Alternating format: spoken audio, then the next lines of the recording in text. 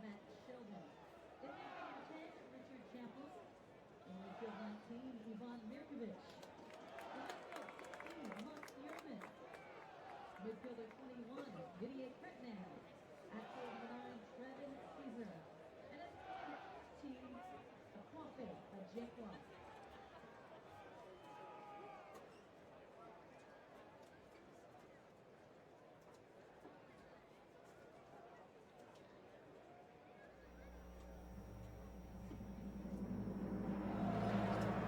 Our champions may come and go, but our foundation remains. This is the world's game, a dance of athletic grace and physical precision. Yet this does not make the game. It is the people, the indomitable spirit. We are Sacramento.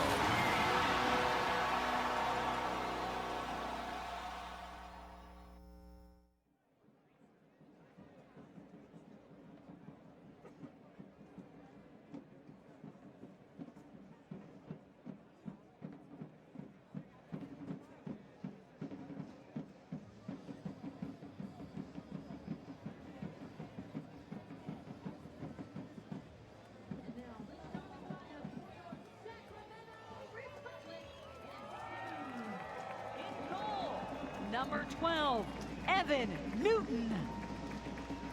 On defense, number 26, Elliot Horde. On defense, number 8, Chris Christian. On defense, number 3, Mike DeFont. On defense, 20, James Kiffey. In the midfield, number 14, Cameron Iwasa. In the midfield, 28, Jeremy Hall. In the midfield, 16, Matt LaGrassa. At forward, 9, Harry Williams. At forward, 29, Wilson Nishaw. And your captain, midfielder, number 5, Danny Barrera!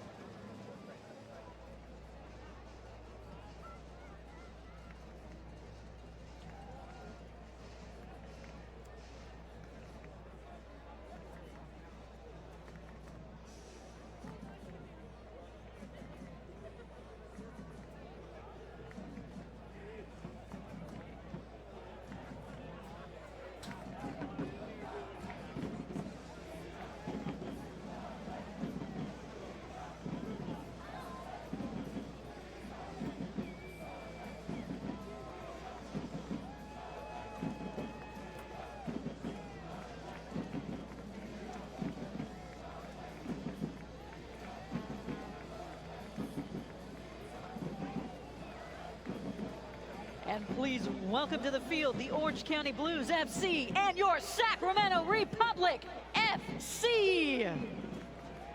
Accompanying the two teams to the pitch this evening, guests from McDonald's.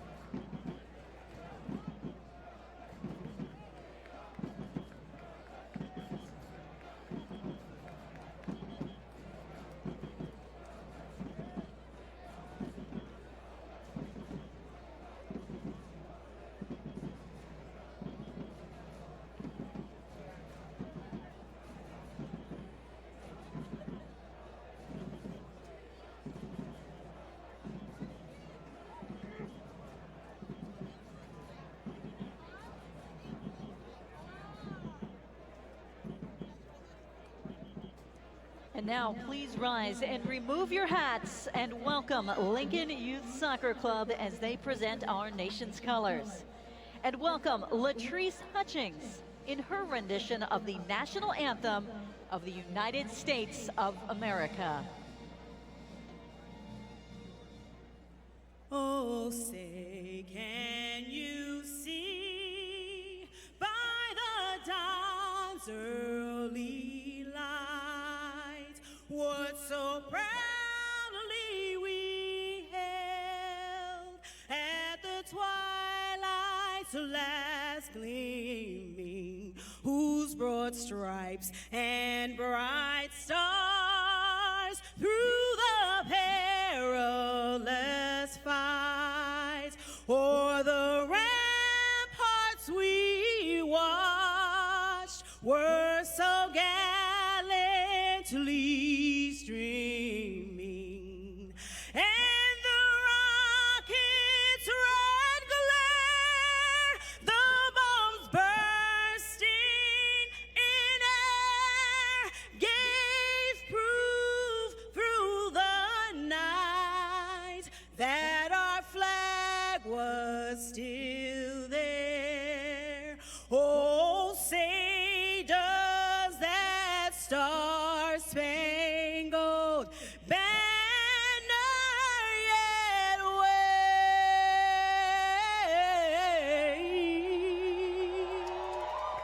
o'er the land of the free and the home of the brave.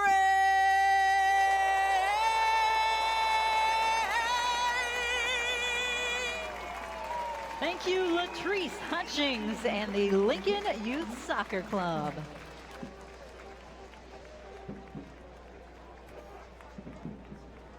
It's round one of the USL Western Conference Playoffs, and it's brought to you by McDonald's. Good evening and welcome to Bonnie Field alongside former MLS veteran Kevin Goldthwait. I'm Rob McAllister.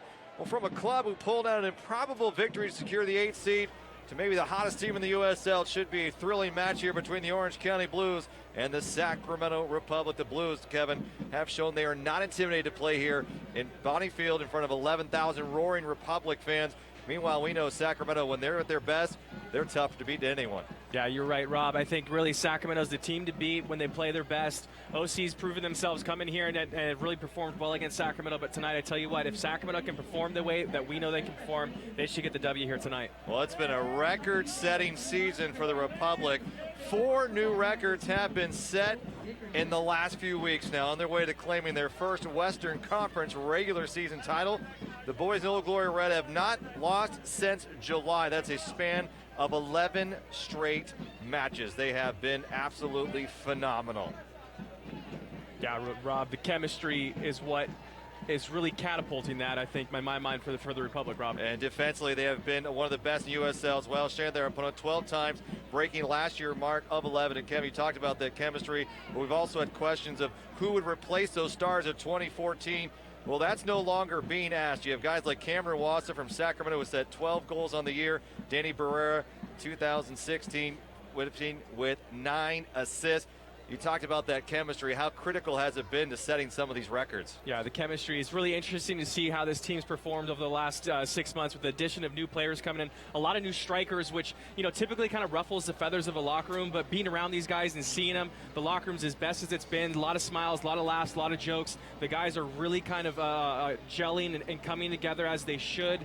But typically, sometimes you see a little bit of a downtick when these new guys come in. But I tell you what, they've come in, they meshed really, really well with the new guys. And sky's the limit in my mind right now. Well, Rob. it's been a phenomenal story for the Orange County Blues. They're even here tonight, facing elimination for the postseason. Just minutes to go in their match a week ago against the Colorado Springs Switchback. The Blues scored 2 goals after the 87th minute. It would spark not only a berth to the playoffs, but it sneak them past Portland for that final seed. Trevin Caesar was the hero in this one. And so let's take a look at who they will go with here tonight, as Orange County has been a team that has been up and down. They have been able to score goals when needed at most. But let's take a look and now at your starting 11 for the OC Blues. And up top, number 9, Trevin Caesar will be one of those players they're going to have to keep their eye on for Sacramento, he's going to be dangerous for OC Blues. Yeah, he's going to be dangerous. Someone to keep an eye out. Obviously, he's up top, 10 goals, all from the run of play. And obviously, you got the Sacramento Republic lineup.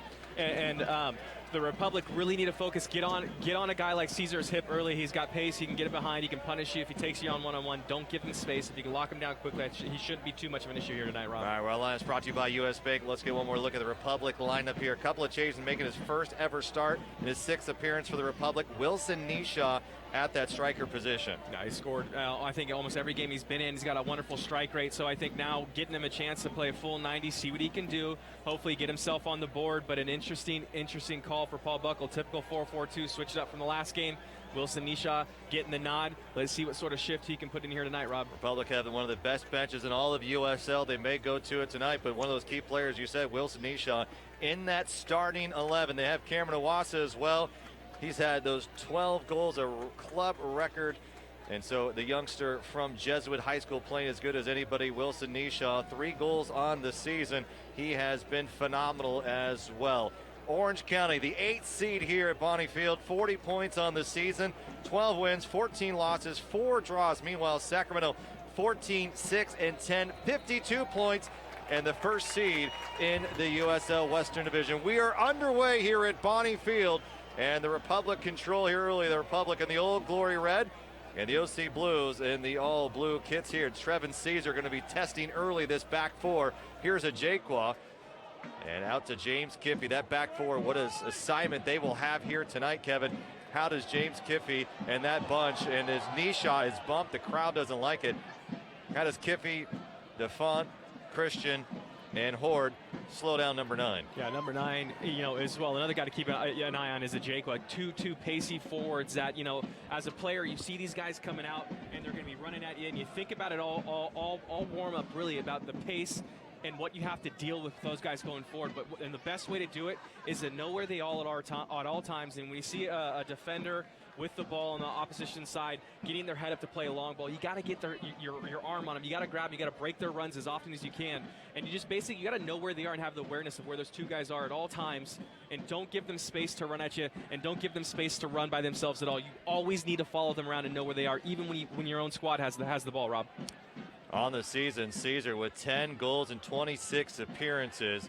The Trinidad and Tobago star is one of the best young players in the USL. Didn't see him here in action a couple of weeks ago when these two teams met. It was a Republic 2-1 victory here at Bonnie Field. But he is back here tonight, and he will be a formidable foe for the Republic. Meanwhile, Didier Crittenden will be the other one to keep an eye on. Number 20, 9 goals. Between the two of them, half of the goals for the OC Blues this season. They're going to be counting on that pair tonight. And if you look at Sacramento, Kevin, let's get some of your keys to the match. As a Jaquan plays one forward here. Moving forward, tapping to the right side now. A Jaquan will look one to send a crossover. Dig high. A dangerous ball sent in, stepped over the top. Still a threat here by the OC Blues, and the Republic able to recover. Yeah, I mean, really, that's a dangerous little set piece or a little run of play there for OC as Sacramento's trying to break. And a hard foul in the middle of the park, and it will not be called to the referee tonight. Timothy Ford will let it play on. You start thinking about these playoff games, Rob. We're going back to the keys. It's really the energy and the pace and the anxiety. Everything's a little bit different. You need to control the tempo with this in mind. If you can control the tempo tonight, if Sacramento can do that, I think things will really kind of slow down and open up for them. It's a tough thing to do when your nerves are going and you're excited. You got to bring things down, take a deep breath. Also, what's so important, Rob, we were talking about it earlier, is set piece battle. And whether it's a playoff run or a tournament, say the World Cup or the Euros or any sort of tournament play or playoff format, typically the teams that are successful are doing well on set pieces and scoring goals. So if Sacramento can win that battle and be on the positive side and not concede and maybe score a few through the run of this, I think it's going to be huge, especially tonight, and also prevent the counterattack. We've seen so many teams come in here to Bonnie Field and sit back, and wait to spring on the counterattack. If Sacramento can prevent that, and that goes back to knowing where a Jaquaw is and where Caesar is at all times, you got to keep an eye on you got to keep an eye on those guys, even when you have the ball, especially the back four. They need to know where they are. You can't tune out when your own squad has the ball, and that's the most important thing to really kind of prevent those counterattacks that OC can spring tonight. So this is a club that has not been afraid to play at Bonnie Field. They have been sort of been able to keep the Republic on their toes, per se.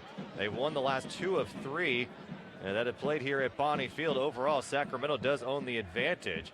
And this season, they have outscored the Blues 7-5. But in the head-to-head matchup, all time, it's 5 wins, 3 losses, and 2 draws in favor of the Republic.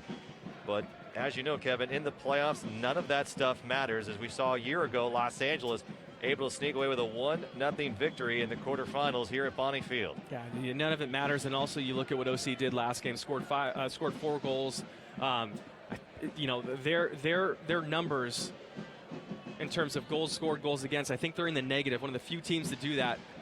Good ball forward. And really, to see them to ride that momentum from last game. So you take everything from the previous season, the last 6-7 months, throw it out the window. They had a really good game last week. I'm sure the staff, the coaching staff, all through top to bottom, Barry Venison is going to be for sure telling his guys, we can do this. Look what we did when the chips were on the line, when everything we had, make or break, we had to do this.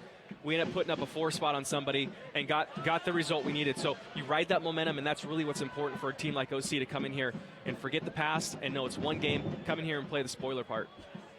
Interesting, too, for Orange County is Barry Venison took over on August 20th, and the team had been up and down. The one thing that has plagued them all season long is their inconsistency, never quite knowing what team you're going to get. Well, the Republic, I think, have faced really the best output that the team has put on the field is when they take on the Republic, and you have guys like Ivan Mirkovic who have played here at Bonnie Field. They're not intimidated in front of this fan base. No, we talk about it all the time. It's a double-edged sword where teams come in here. LaGrassa comes in hard, and getting behind Christian is Caesar, and he'll control it, working deep into the final third, and Christian able to poke it away. A great battle here. Caesar pokes it in, looking for a wide-open shot on goal, just sprays it wide left. And a good chance for, it looks like, Richard Chaplow with a strike on it and just mishit it. Yeah, great little effort there. That's good work by Caesar. Good work by Chris Christian. Unfortunate for him to not win that battle initially. Caesar does well, is able to get himself back, get the ball, makes a run right at the back four of Sacramento, finds Chaplow in a great little spot, and a good ball driven across the face of the goal. Fortunate for Sacramento, just wide, and no one crashing that far post, but a good little run of play by OC. Should hopefully kind of wake the back four up for Sacramento. Sacramento offensively has not been able to do much quite yet. It's been all Orange County in this first 6 minutes of play at Bonnie Field. Yeah, and really, Rob, the other thing that Sacramento needs to do if they want to have success is they got to move the ball quickly.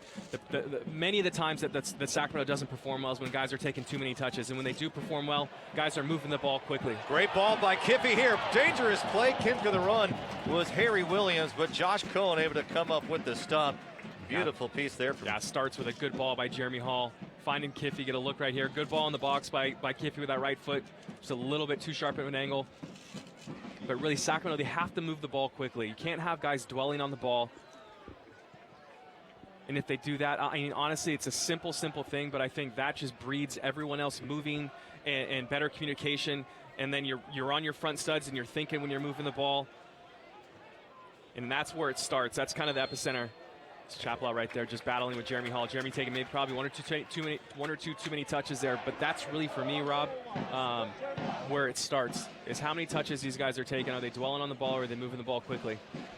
Chaplow not in the lineup the last time these two teams faced here in earlier September, but he has been a critical part of their midfield. 2 goals, 2 assists as of late. Good ball here, Barrera. Knee shot, springing forward. Made an offside anyway. But how about Josh Cohen? We've typically seen Miller as a goalkeeper here against the Republic, but midseason signing in 2015. And you add Miller to the squad, and here's the defending goalkeeper of the year with Rochester a season ago. But Miller and Cohen have been going back and forth. Cohen was in the box a week ago in that dramatic win that got him here, so he's getting another chance at it, making his 17th appearance on the season for the OC Blues. And he has allowed 1.23 goals against. A really interesting tactic by Venison for kind of flip-flopping his goalkeepers. That's one position that you rarely see any sort of change. We've seen it here in Sacramento once, but I mean, beyond injuries or anything like that, it usually takes some sort of disaster for you to change goalkeepers week to week. And Venison's been very liberal with his decisions to bring his goalkeepers in and out. So it's kind of a unique tactic, and it takes, I think, a pretty strong personality by both goalkeepers a confident personality for them to be able to kind of deal with that up and down, not knowing week to week if you're playing or not. And for Evan Newton, making his 15th start on this season after taking over Dominic Jakubek. Moving forward, LC Blues now. Also interesting decision for Paul Buckle playing Cam Iwasa out here on the left side. Cam's been so dangerous, so deadly up top, getting a lot of goals. So poor ball out by OC. Griffiths. Just not a good strike, but interesting to see Cam Iwasa. Let's see how effective he can be out wide. He's been very effective when he plays up top in that point position for Sacramento. Might have some freedom to move around with Danny Barrera. Kind of caused confusion for OC as well. It's a good little ball here by LaGrassa for Elliot Horde. Here's Horde. The UC Davis grad sends one in. It's going to be deep. Iwasa gets a head on it. And here's Kiffy to settle things down. Well, for our fans at home, you can follow live stats and more via Twitter through the club's Twitter handle at SacRepublicFC or hashtag SACVOC. Ball in the box, Harry Williams. Down goes Andre Campbell. Flag goes up. Yeah, Harry Williams just being a little bit too aggressive. I mean, Campbell's got the position. He's got his body in the right spot. I mean, Harry's got really one choice there. Either keep going forward. Maybe a little bit of grab. Campbell goes down a little bit easy right there, but the referee's kind of almost forced to make that call. No score after 10 minutes of play. Alongside Kevin Goldthwait, I'm Rob McAllister. Is the first round of the Western Conference finals here, or playoffs, excuse me, as both teams trying to get a nice run in the postseason. Orange County will have to do it on the road. They had a higher seed a season ago because of scheduling conflicts. They had to play in Carson against the LA Galaxy 2 in that second round after earning a bye. So they have yet to win a playoff match. And flag goes up, and so the Republic will get a chance back out of here. So for Orange County, they're used to playing on the road. They're used to having their backs against the wall. Sacramento, meanwhile, Kevin, there's sort of a mood and a sense here when you got to the field today that there was a lot of confidence by this team. A lot of people felt good about the Republic's chances. Now that the whistle blows, as a former player yourself, how do you sort of take that energy where you're feeling good about yourself and making sure you're doing everything you're supposed to do and not looking ahead to next week? Yeah, there's always two sets of energy, really, Rob. You got the fans, you got guys like us, you've got the Republic staff, and then you got the players. And at the end of the day, the mood and the feeling for the players is what matters. And who's to say how it was? I tell you what, they look pretty light out there in training. Warm, good ball here by. And Nishaw from Williams. Nishaw onside. OC Blues looking for a hand up, poked it away, and a Jakewalk come back to recover. And now Nishaw will go shoulder to shoulder, and a strong kick from a Jakewalk. And the crowd not happy with it, but they're happy with the result, and then went out of play. Kippy now looking to move forward. Nishaw way out to his left here. Now it's Jeremy Hall to settle things down. Yeah, Nishaw was in a good position there, going one-on-one. Matt LaGrassa starting as well tonight. No J.J. Caval here. Republic again out wide. Danny Barrera, 9 assists on the season, second most in the USL. Sacramento riding 11-game unbeaten streak, breaking the record set in 2014. If you're going to peak, might as well peak at the end of the season. Sacramento has been playing well, even in those times where they picked up a draw. They were able to find a way. Cameron Iwasa poked away by Brendan Griffiths, and now it's a Jakewell with his own trickery, and a sliding tackle, and keeping in play is Matt LaGrassa from Elk Grove. LaGrassa cutting it forward, looking for someone to make a run on the back side, and nobody there, and so the Republic will give it away back to Josh Cohen. I tell you what, Matt LaGrassa, I can't tell you how impressed I am with this guy for where he started, where he came in this in preseason in the first part of the season to where he is now is absolutely leaps and bounds difference, and the amount of improvement, and all it takes is 4 to 6 weeks away on loan, and he comes in, he's a different player, and I tell you what, right now he's playing wonderful. He's one of the most influential players on the team right now, and one of those unsung positions. The energy rate is off the charts. He's box to box. He's winning tackles. He's doing all the dirty work. And without a peep, doesn't look for any acknowledgement, and that's the player that's so crucial and critical for a squad to have kind of pop up in the middle of the season and prove himself to be such a useful piece of this puzzle. It's been absolute, just a bright spot, and been fun to watch his development over this first year here, being a local kid. Great to see from Cal Poly, so just wonderful to see him, and I think he's been wonderful for the team and a big piece of their success over the last 2 to 3 months for this unbeaten streak. 1 goal, 2 assists in the 14th appearance now. He did have 2 assists against St. Louis on August 13th, as probably his best game statistically, but he is a player that can do a lot. I mean, in Cal Poly, he was a 3-time Big West honoree. I mean, this is a guy that typically moving forward is a striker position, and you talk about professional ranks. I mean, you talk about a lot. It's where guys have to make adjustments. They may no longer be in the position they were in high school or college, and can they adjust? And those are the players that will find themselves playing a lot longer. Yeah, and it's not even positional adjustments too. It's a professional adjustment. Now all of a sudden you're playing with men, and this is their job. And it took me a good solid 6 to 9 months to realize that. And I think Matt's a similar situation. Matt figured it out probably quicker than I did, but you can see the difference. I mean, from the beginning of the season, he was essentially just labeled a developmental player where, like, let's get him in, let's get him a couple, get him as many reserve games as he can. Hopefully he can figure things out, send him on loan. And he came back and he had it figured out. He had, he still has a lot to learn, a lot to prove, but he's a different player, and now he's a part of this squad. He's a full member of this team and contributing. And I tell you what, this 10 to 12 game streak that we're on right now, I think is a large part of that is because a guy like Matt LaGrassa doing a lot of the dirty work, the behind the scenes sort of stuff, and just box to box, tireless work rate, and his technique and his decision making has just been off the charts as well. Campbell and Bierman. And Bierman not able to find a clean ball to Campbell. Campbell then gives it away. Nishan making those runs. So now Cameron Awasa moving out to the side. How does that change the dynamic for number 14 for the Republic? He's got to figure out a way to make himself effective on the outside. And I said it before, I don't think that's the most impactful position for Cam. Here's a Jaquan making a run, looking for Caesar. DeFont comes over to make a play on it. High volley. Keeping it in the air is Kiffey. And getting ahead to it is Williams. So really, I mean, a guy like Awasa for being, a positionally changed, I don't think this is the most effective place for him, but he's got to figure out a way to either get himself, serve some balls in the box, and especially when the ball's on the other side, he's got to be crashing that far post, trying to get himself in the box to get his head on these services and see if he can be effective here. This is a good opportunity for him.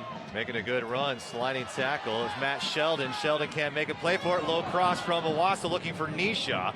And it finds the foot of Richard Chaplow. And that's where he needs to be effective like that. Not necessarily all the way out on the flank, coming in and taking people on and serving the ball in the box, but finding the little channels and seams.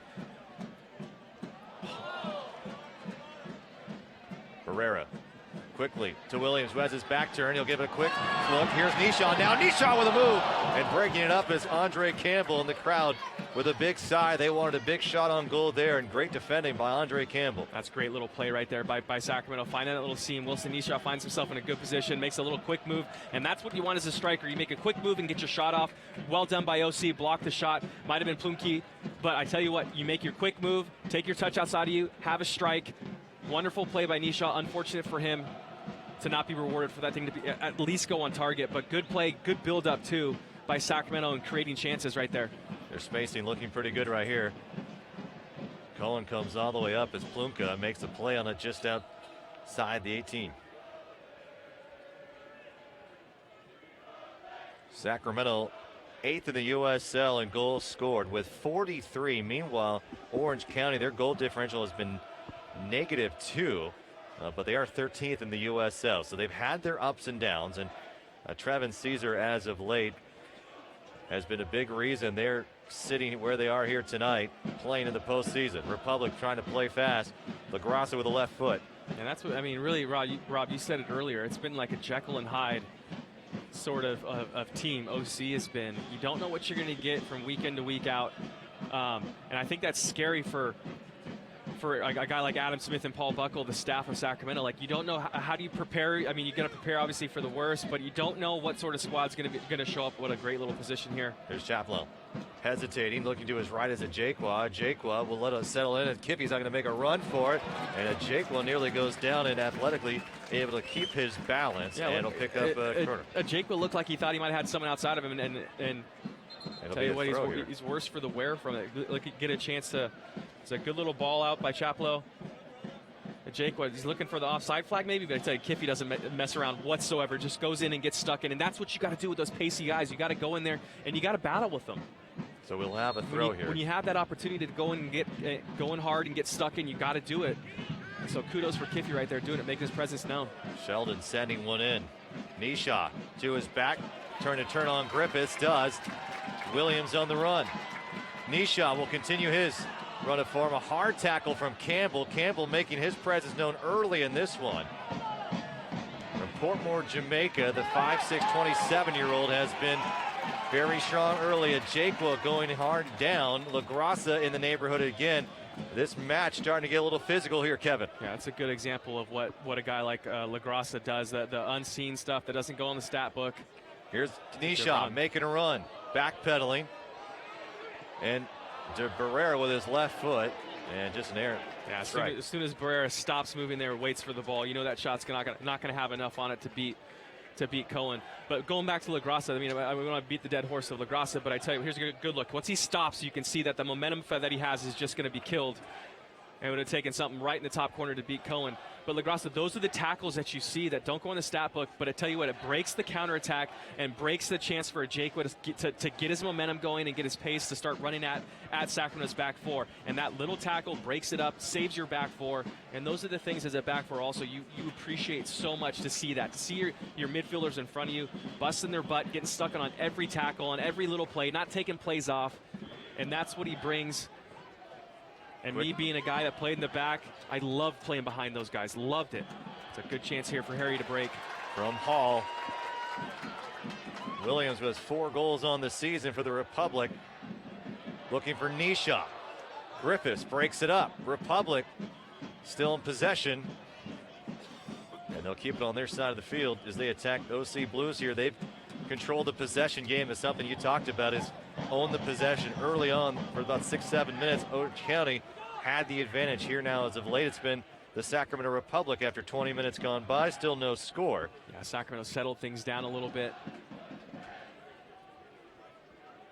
LaGrassa trying to thread it through here to just on a different page. Harry and LaGrassa on the same page there. Caesar making a run, trying to get behind DeFont. DeFont able to find Elliott Horde. How about Elliott Horde here, Kevin? Just making his 7th appearance for the club. Does have an assist to Harry Williams against Orange County a few weeks ago here at Bonnie Field. But a guy playing his first playoff game, wasn't with the team 2 months ago. Nerves. How does a guy like that feeling here?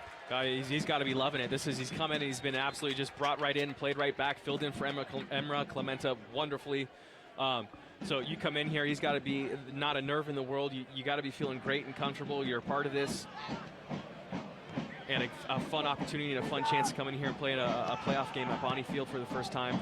Good little combination here. Springs Owasso forward. Griffiths will become the mark and try to step forward, looking for Barrera. Quick touch back from Williams, looking for Barrera one more time. Yeah, Williams needs to take an extra touch right there.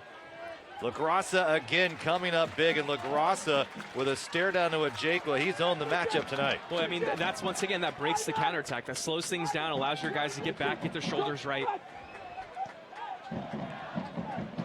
LaGrassa's just been buzzing around in the midfield.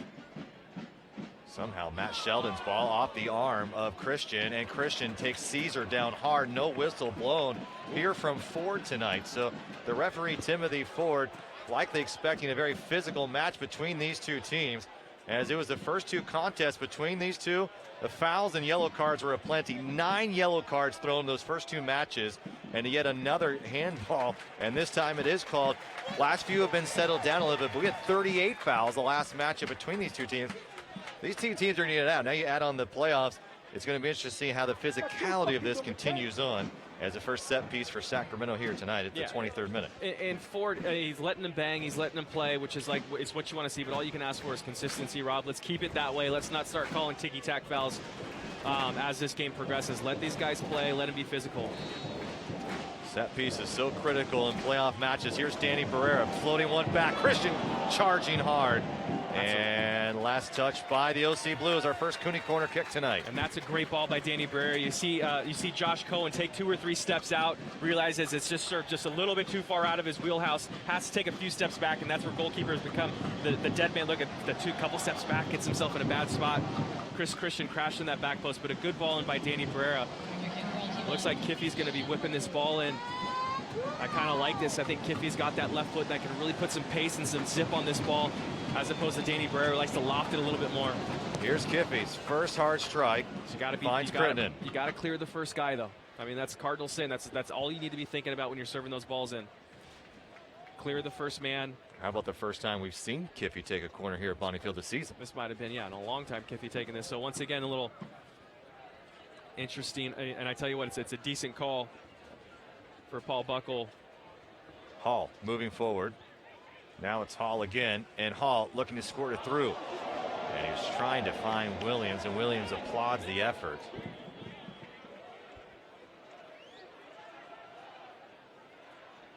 And you talk about set pieces, and you've mentioned it before, how critical it is in any match, but how about here in the playoffs?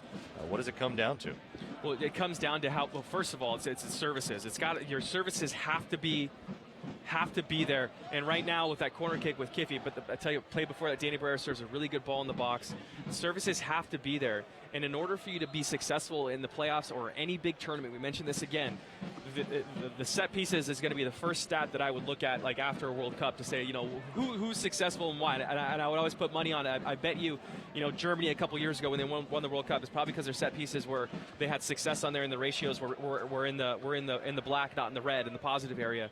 So you need to have, and you need to defend well. That's the other thing. You can't concede on these, because this is where games are won and lost, on these set pieces, and it's critical in playoffs. Here's Didier Crinham. No one's been better for the OC Blues. Good ball here. Republic, but still a chance. Caesar with a leg on it. Hauling his Hall. It's in dangerous territory, and Evan Newton down to his knees. Yeah, called a foul right there, but I tell you what, Jeremy Hall got bailed out. Takes too many touches. Looks like he's between two minds, maybe trying to head it back to his goalkeeper, Evan Newton. Takes it off the chest, brings it back down off his knee, maybe a little pull, get a quick look at it right now, but Crittenden's been absolutely deadly against Sacramento on set pieces all season. Scored a banger a couple weeks ago. Here's Jeremy trying to think, what should I do? Oh, let's get fouled. Good job, Jeremy. That was close. There was not much from Brendan Griffiths there. We'll keep up to date with the USL all season long here, especially in the playoffs, by visiting the new USLsoccer.com. Everything you need to know about the playoff run here in the final weeks of October, as everyone trying to find their way to that championship match and hoisting the USL Cup.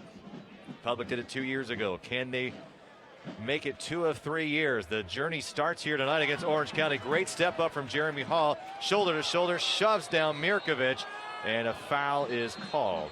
And he's going to get a talking to, and probably a warning from Timothy Ford here. And always the smiles.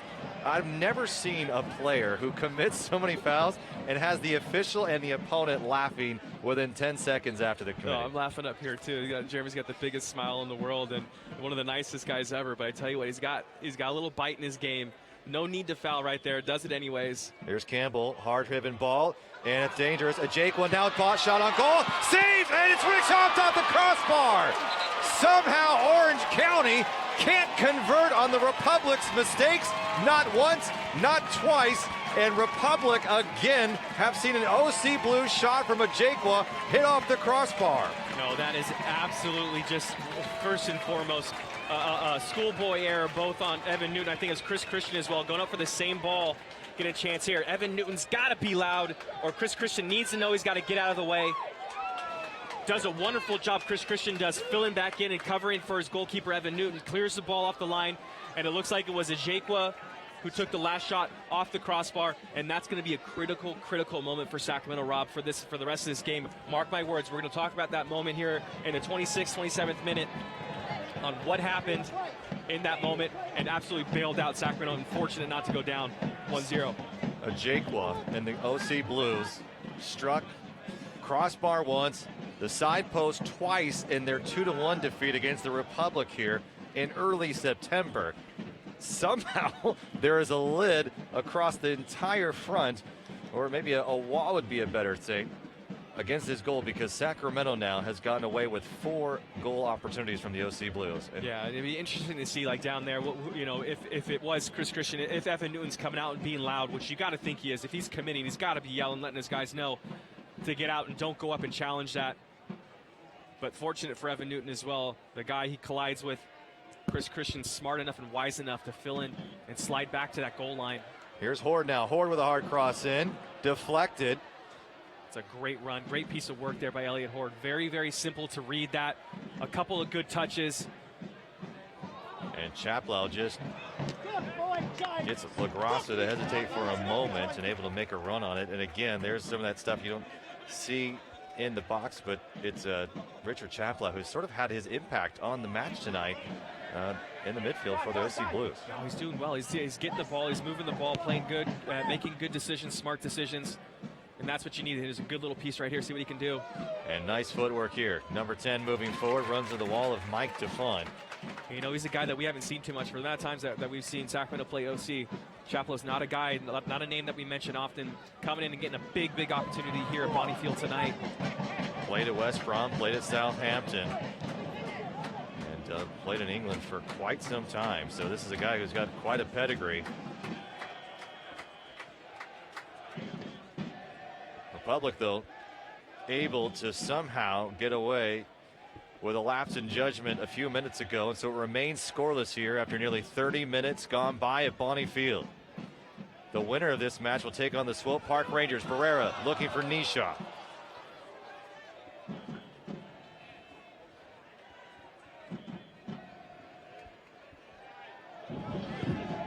Sent back to Cohen. Cohen pops it up high. LaGrassa again. Sacramento now looking to forward, and Hall goes down, and the whistle is blown. What a great season it's been for the USL. More than 1.4 million fans have come to the turnstiles across the 29 cities.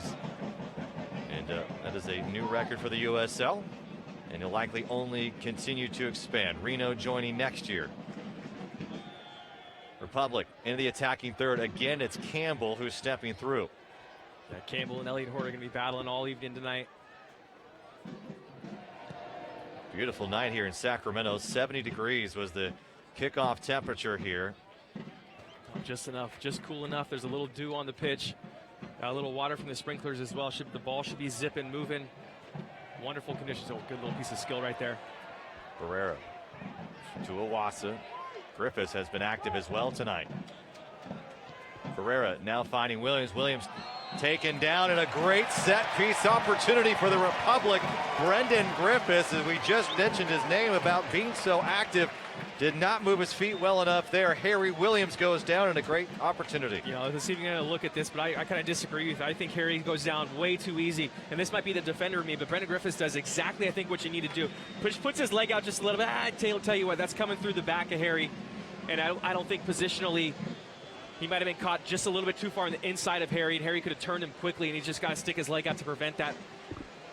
But a good ball and good entry pass in, and a good weight on it too, to Harry Williams, and Harry does just enough to get himself, and that's it. This is as a player and as a forward, you got to know in these situations when you're there, especially in the playoffs or in some big tournaments, if you're going to get some sort of contact, you got to use that to your advantage. Not ever would I ever advocate diving, but you got to use it to your advantage, and you got to know that if you get a foul and concede and allow OC to concede a set piece in this position, it's a wonderful opportunity for Sacramento. I'd like to get a right-footed player on here as well.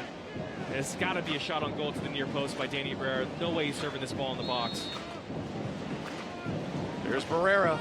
Hits the wall, and it comes right back. So wasted opportunity 2 times tonight. They're not able to get it over the first initial wall. Yeah, he's got to hit it on the corner. He's got to hit it a little bit harder. I think that might have hit off of Crittenden. Crittenden right in the square in the forehead.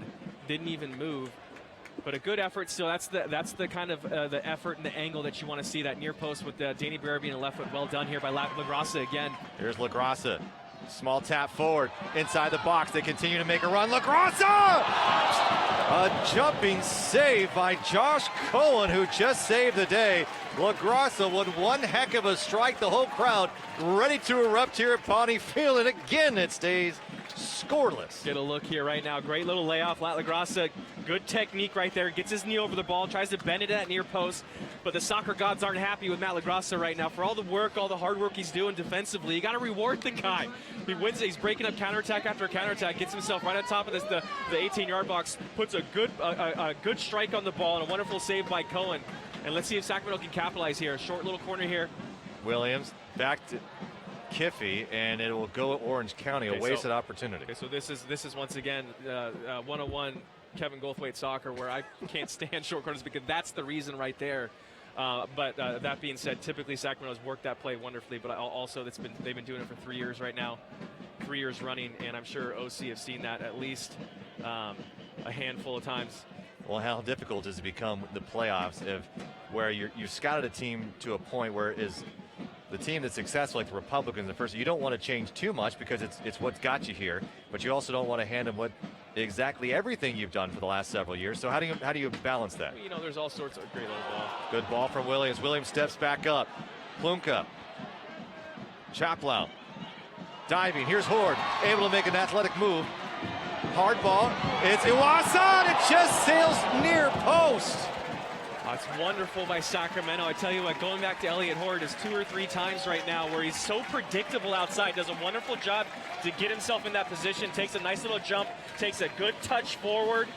Very clear, very obvious what he's going to do, and as a striker, and that's what we want Cam Iwasa doing, by the way. We want him crashing that back post when the ball's over on Elliott Horde's side. Does a great job, gets up, gets big, just not enough on it, just flashes it right across Cohen's goal for a goal kick. But Elliott Horde, going back to him, so predictable, so simple, and as a forward or as a winger on the opposite side, to see that, you can predict it, and you know you can time your run off of it really, really easily. And I think Sacramento did a good job right there, so credit to Elliott Horde. Trevin Caesar, we haven't called his name very often here in the last 25 minutes, Kevin. They have nearly put number 9 in chains and locked him up. They have done a nice job of keeping him out of this play. Yeah, but a guy like Caesar, though, it doesn't matter how long whether you lock him down for 89 minutes, all it takes is 1 minute for him to come alive. A loss of push from behind, and that is a foul on Mirkovic. Nike, a proud partner of the USL and the Sacramento Republic FC. Follow at Nike Soccer on Twitter for all the latest Nike soccer information. Wilson Nisha entered into the starting lineup for the first time. So we've been talking about Iwasa too, Rob. You know, can he be effective out on the left side or out on in the midfield as a winger? And the things we want him to do is you need him for him to crash those far post runs. Good ball by Jeremy Hall, leading Elliott Horde right here. Horde. So you want him to crash that far post. We saw that. You want him to be effective, be able to run at some players. We've seen that so far. So far, I think Cam, playing out wide, I think he's had some success. I mean, ultimately, get his name on the score sheet. Kiffey with a couple of nice moves. One more nice moves down low, and it's cleared away by Brendan Griffiths. That's a great ball in by James Kiffey. Does a wonderful job, is very decisive, and you see that he's got his mind made up. I'm going to take these guys on, go at him with pace and conviction. Does a good job, and well done by Griffiths for kind of shutting down that near post, clearing it out, as yet Nisha was just about to collide with Cohen.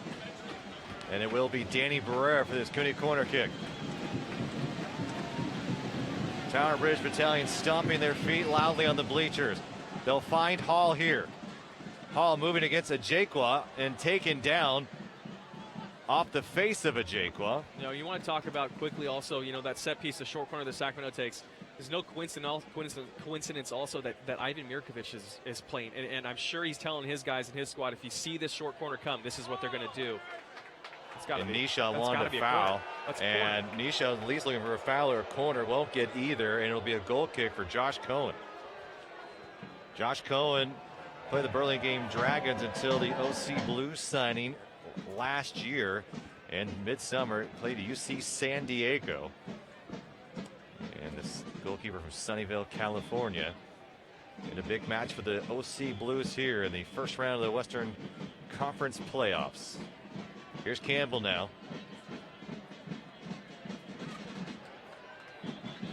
We saw Campbell in 2014 when Wilmington Hammerheads were in town. You see also now you got the midfield for Sacramento. Let him go. That advantage. You see the midfield, they're starting to flip-flop, and they got the freedom to do so. And this is also, I think, the chemistry that we talk about, the chemistry of guys like Danny Barrera, Jeremy Hall, Cam Iwasa, have been playing together long enough now that they have the freedom and ability to kind of fill in certain spots, and other guys fill in for them. And forward in the middle of this one. Good ball touch from Barrera, looking for Kiffey. Kiffey sends one up high, looking for Williams. That's where Iwasa needs to be. See how deep he is and how out of the play he's got to be. When that ball gets out, he's got to break. He's got to bust it to get in the box and try to cover that back post for that specific ball right there.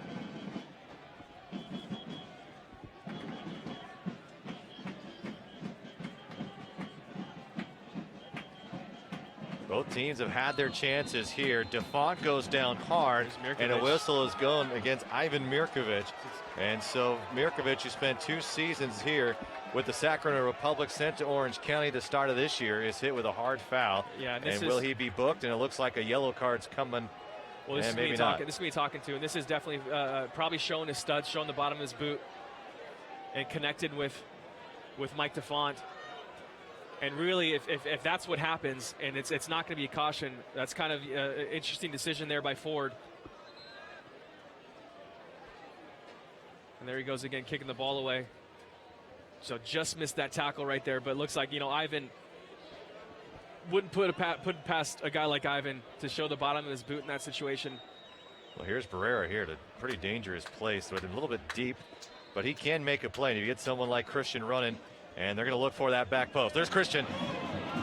LaGrossa on the second ball. DeFont was up there as well, and you're right, LaGrossa with a nice run to keep it in play. Now he's going to work for a corner, and he does.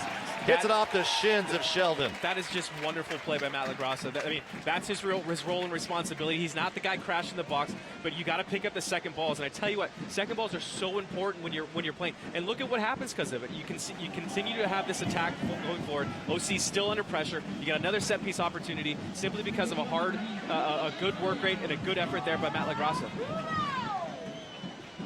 Danny Barrera here in the 40th minute. Ball, Iwasa! And somehow it is saved. Barrera now looking for another opportunity. Back post, a push from DeFont won't be called. Ball still up, and it is Cohen, and it was called. So the push in the back from DeFont was picked up easily by Ford. But another dangerous opportunity for the Republic. Campbell gets hit in the right thigh with the ball. Yeah, and that's where it... Kamawasa getting up, getting himself big, gets a ball. A good, solid technique right there, puts it right in the face of the goal of Cohen's goal. There's 3 or 4 bodies in there, just can't get through all the traffic. But I'm going to go back. That's caused that effort right there. That almost it's a shot on target essentially is caused because Matt LaGrossa's work rate. Christian battling Bierman, making a run is Sheldon from the right wing, and now it's Bierman up to the top. One more time. Look, now it's Crittenden looking for an opportunity. Republic able to slow it down just a tad here to give him a break. Back comes Sheldon now. Sheldon with that strong right foot, cutting it back inside. And Kiffey able to keep it in play. Now Kiffey goes in hard on Sheldon just as this ball was coming up. Sheldon looked like he went down limping a bit. I tell you what, Kiffey's probably feeling that tackle as well. And these two teams know how quickly things can change. It was in the 45th minute. Didier Crittenden was able to score right before the half here in the last match at Bonnie Field. I think you're seeing that's a poor touch there by Kiffey. But you see Kiffey, that tackle, and Kiffey's done it a couple times here tonight where he's just gone for broke, pushed all his chips in the pot and said, I'm going to go full and get a tackle. If I miss this tackle, I'm going to clear the player out as well. And I think that's a product of playoffs as well, Rob, where you see that energy and that effort from guys where they go for broke more often than they would during the course of the regular season. Well, here's Sheldon. Great ball. Chaplow spread out to the left side. It's a wonderful ball. Pausing with it, looking to make a run. Here's Campbell. Campbell down low, just across the face of the goal. It was Matt Bierman who made a run for it, and now comes back again to Sheldon. Still work to do here. Sliding tackle, hard foul, and James Kiffey can't believe it, but I think it's a pretty easy call out in the open there. So good opportunity now for a team that's very good on set pieces with a chance here with Didier Crittenden like to come up. And it's all because of this play right here from James Kiffey. Kiffey's got to be a little more patient right there. There's no reason to go to ground there. Just force the guy back. How about this? It's going to be Andre Campbell. So we start talking about, Rob, you and I always often talk about the last 5 minutes of the half. You have to be solid. You cannot concede goals, and you can't give away set piece opportunities like this. So let's see if Sacramento can hold the fort down, get out of the half with a clean sheet, but you got to defend this well. This is when teams tend to break down in some capacity. The majority of goals scored in this period of the games. So here's Campbell with the left foot.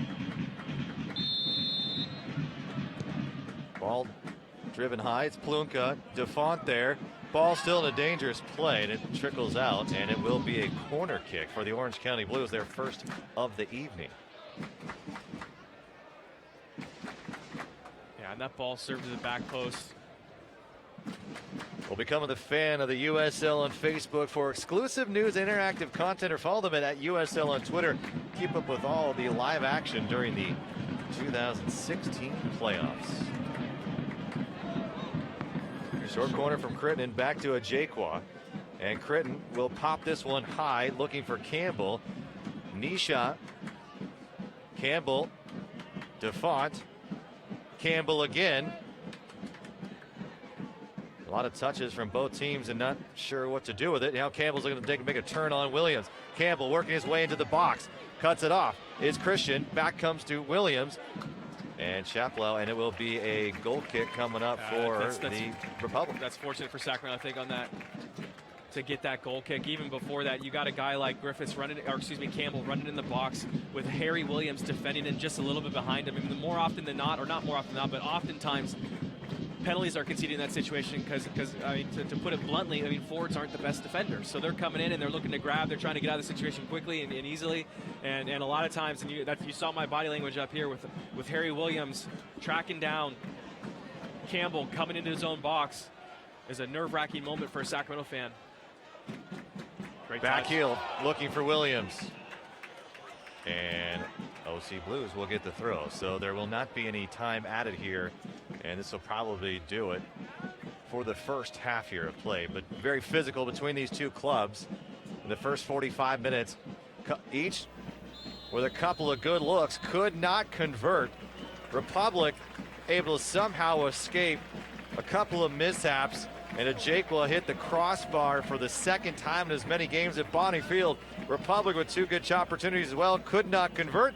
So we head to the locker room at no score, and on the season when the Republic go in the locker room at halftime, they're 6-5-6. You know what that tells us, Kevin Goldthwait? Just about anything can happen in the next 45. And so we'll see just how the Republic can come out. The OC Blues, both teams fighting to remain in the playoff picture. It's win or go home. It's the first round of the Western Conference playoffs here at Bonnie Field. The winner will take on Swope Park Rangers. We got another 45 and possibly then some to play. Don't go anywhere. We'll be right back with your halftime. We'll have the second half as well.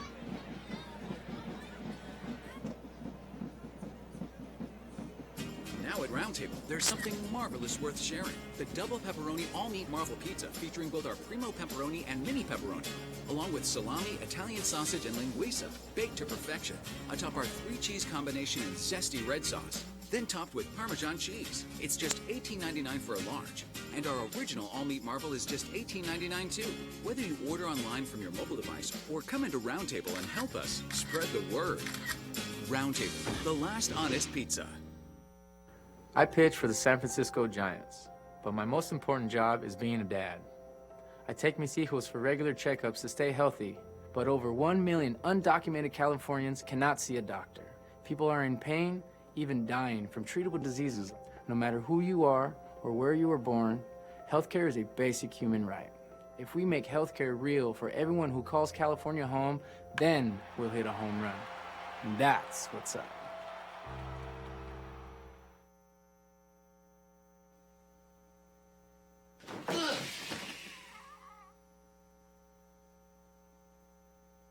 Master the drink run and get any small crepe-based smoothie, shake, or medium iced coffee for $2.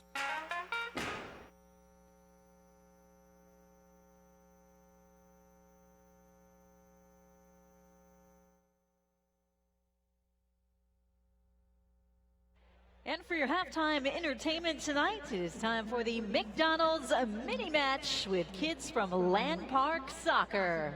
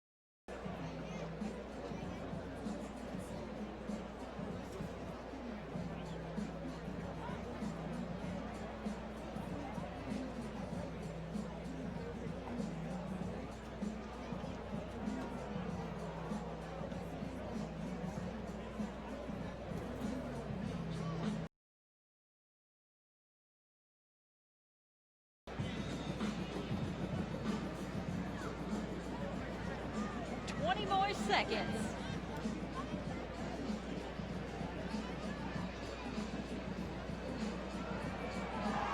Cole. And that's going to do it for tonight's kids match.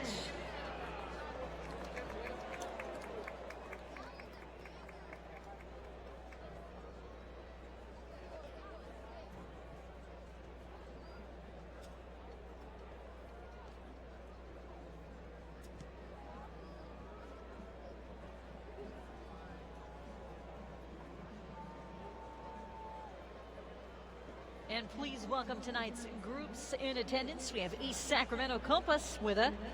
Also FC Sporting at U11 Madrid, Granite Bay FC United, Lincoln Sweet Cleats, Pleasant Grove Titans, Rockland FC 06 Girls, San Juan Blue Lightning, Sierra Gold Rowdies, Stockton Storm FC Elite 04 Boys, SAC CRE Champions Cup, and Ethos Soccer Club.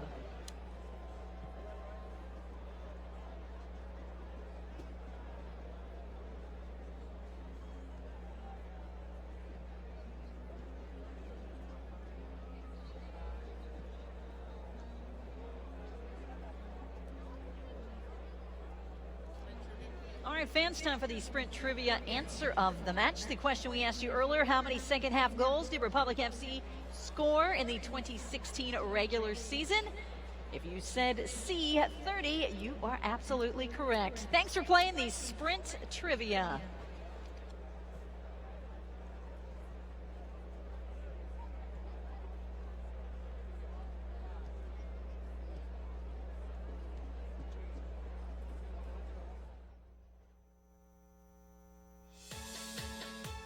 So 916 started about 5 years ago. It's the brainchild of Katie McCleary and a select few other literati in Sacramento. And the idea is really about how can we get youth in the community to find self-expression, different ways to talk about what's going on with them, also at the same time building self-esteem and interest in the literary arts. And we thought, what better way than making kids published authors? We love homegrown, and when we received the funding from Sacramento Republic, that was awesome. Because we're always looking at different arenas that we can go into, different ways that we can start reaching different kids. And once we received the funding from Sacramento Republic, that elevated our stage. We had a whole new demographic we can reach. We had a whole new neighborhood that we can reach. And having, Cameron come out today and meet with our students, that this is a player that's doing something that a lot of them really want to do with their life. They want to be out there on the field, or they want to pursue their goals, and there's somebody who's actually lived and done it. That's been really helpful as well, to show them that you can accomplish what you want to do. You just have to set the right goals and stick to them for yourself. Knowing that, even if it's a very, very small one, knowing that I'm making an impact on any of these kids' lives, or, the way they may view what they want to do or their goals, it's a really good feeling.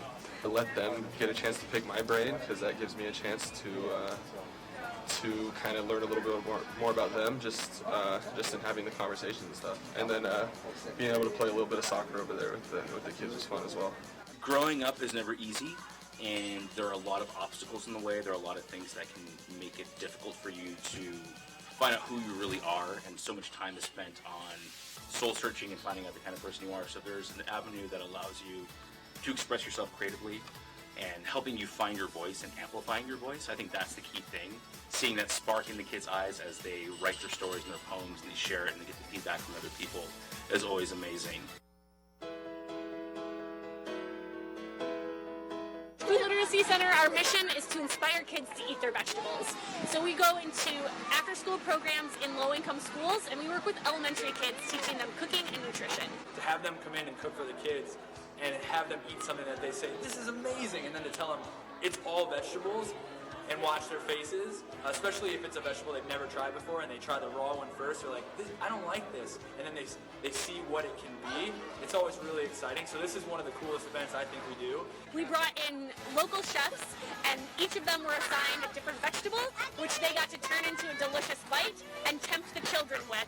And we'll find out what the kids voted for and who becomes the new champion and the new veggie of the year. That was amazing. That was a proper little education I got in food. I never knew you could make ice cream out of a cactus, so it's probably something I won't do, but I'll certainly give it a try.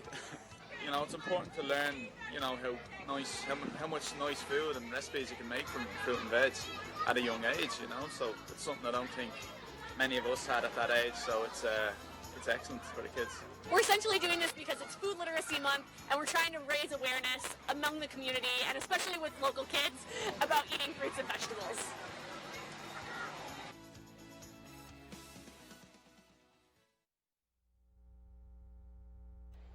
Republic FC fans, California Family Fitness wants to hook up an entire row with 30-day membership passes.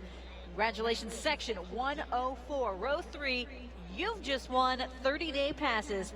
Proud partner of the Republic FC.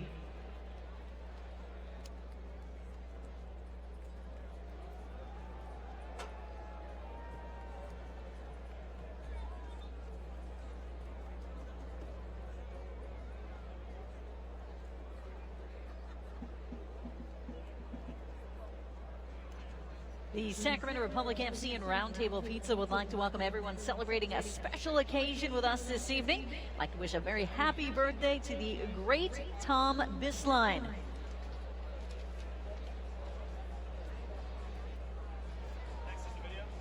Happy 13th birthday greetings going out to Nathan.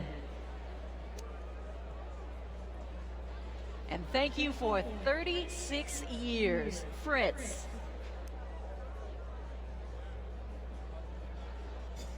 Happy birthday, Veronica from Osita.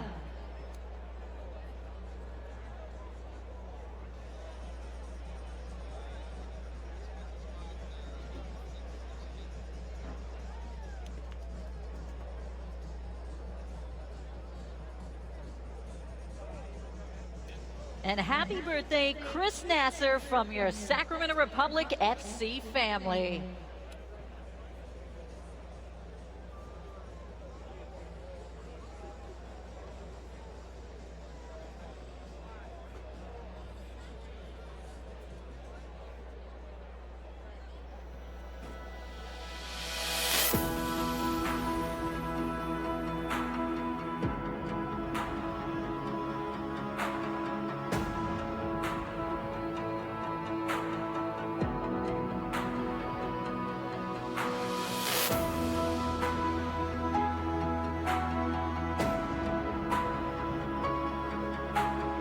They come in and they make sure that you feel like a normal kid. They give you fun activities to do so that you're not bored, and it's really fun. I love the Child Life. They're always helpful to make sure that I'm not sad.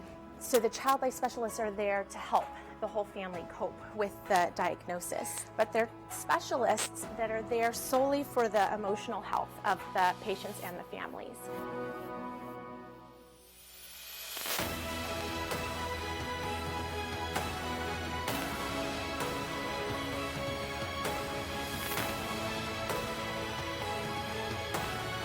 Together as a team, we work together to support the emotional health of the child. We want them to learn good coping skills. We want them to know and understand what to expect while they're here so that it reduces their anxiety and stress, increases the ability to be a child, and offers them opportunities to have some joy and experience fun while they're here in the hospital.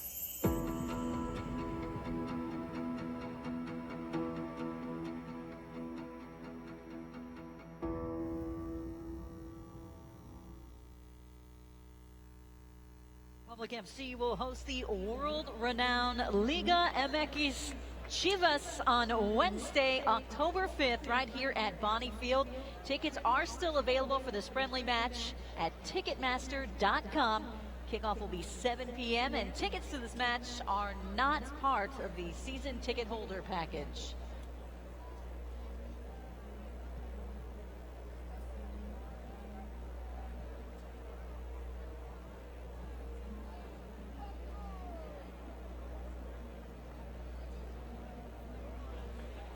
Welcome back to Bonnie Field alongside Kevin Goldthwait. I'm Rob McAllister. No score here after 45 minutes of play. The quarterfinals of the Western Conference playoffs here. Orange County taking on the Republic. Republic with the first seed in the West here. Kevin was so far not able to crack one through. They've had two great opportunities. Orange County has had a good one as well. let's take a look at your Norcal Honda highlights here. Norcal California Honda dealers, and brought to you all season long, these highlights. And here's a couple of chances for the Republic early, and just could not make do. So as Sacramento would continue to fight on here, there's a good look from Nishaw, but as Campbell again stepping up big. Here's one of the most dangerous plays probably of the match here. Orange County with a good look. Yeah, look right here, obviously, with Jeremy Hall taking too many touches, bailed out. But really, this is the chance here. Miscommunication in the back between Newton. Great clearance by Chris Christian, and Jake was just blasted over the bar. And a good shot there by Matt LaGrassa. And once again, another chance here by Owasa again. And then once again on the corner kick, him doing well on set pieces from outside and services from out on the width and the channels. Cam Owasa is. So a couple decent chances for Sacramento. Call them almost half chances, three-quarter chances. No real clear looks at goal for Sacramento. However, OC with the Jaquez chance off the crossbar that just kind of deflected off the crossbar is a clear opportunity that should have been in the back of the net at the end of the day. Sacramento fortunate right now to be even here at 0-0 going into the second half. All right, well, let's take a look at your statistics here after the break. Shots on goal, it's been pretty close. We at least have a couple for the OC Blues as well, but you took that first 45, Kevin. You looked at a physical match. You saw one where both teams had good chances. And I think you're probably feeling pretty good about a scoreless game right now. Yeah, scoreless game. I think Sacramento's had the majority of the play. However, OC's had the better of the chances. And you look at the corners here, 4-1. That shows really where the majority of the ball's been for the majority of that first half, and that's in OC's defensive third and Sacramento's attacking third. The shots, relatively quiet night, but still an entertaining match nonetheless, where I think Sacramento's had a couple of half chances here that let's see if they can turn those half chances into full chances. And Wilson Nisha, let's see if he can continue to play. I think he's due, and he looks like he's just waiting to explode here in the second half.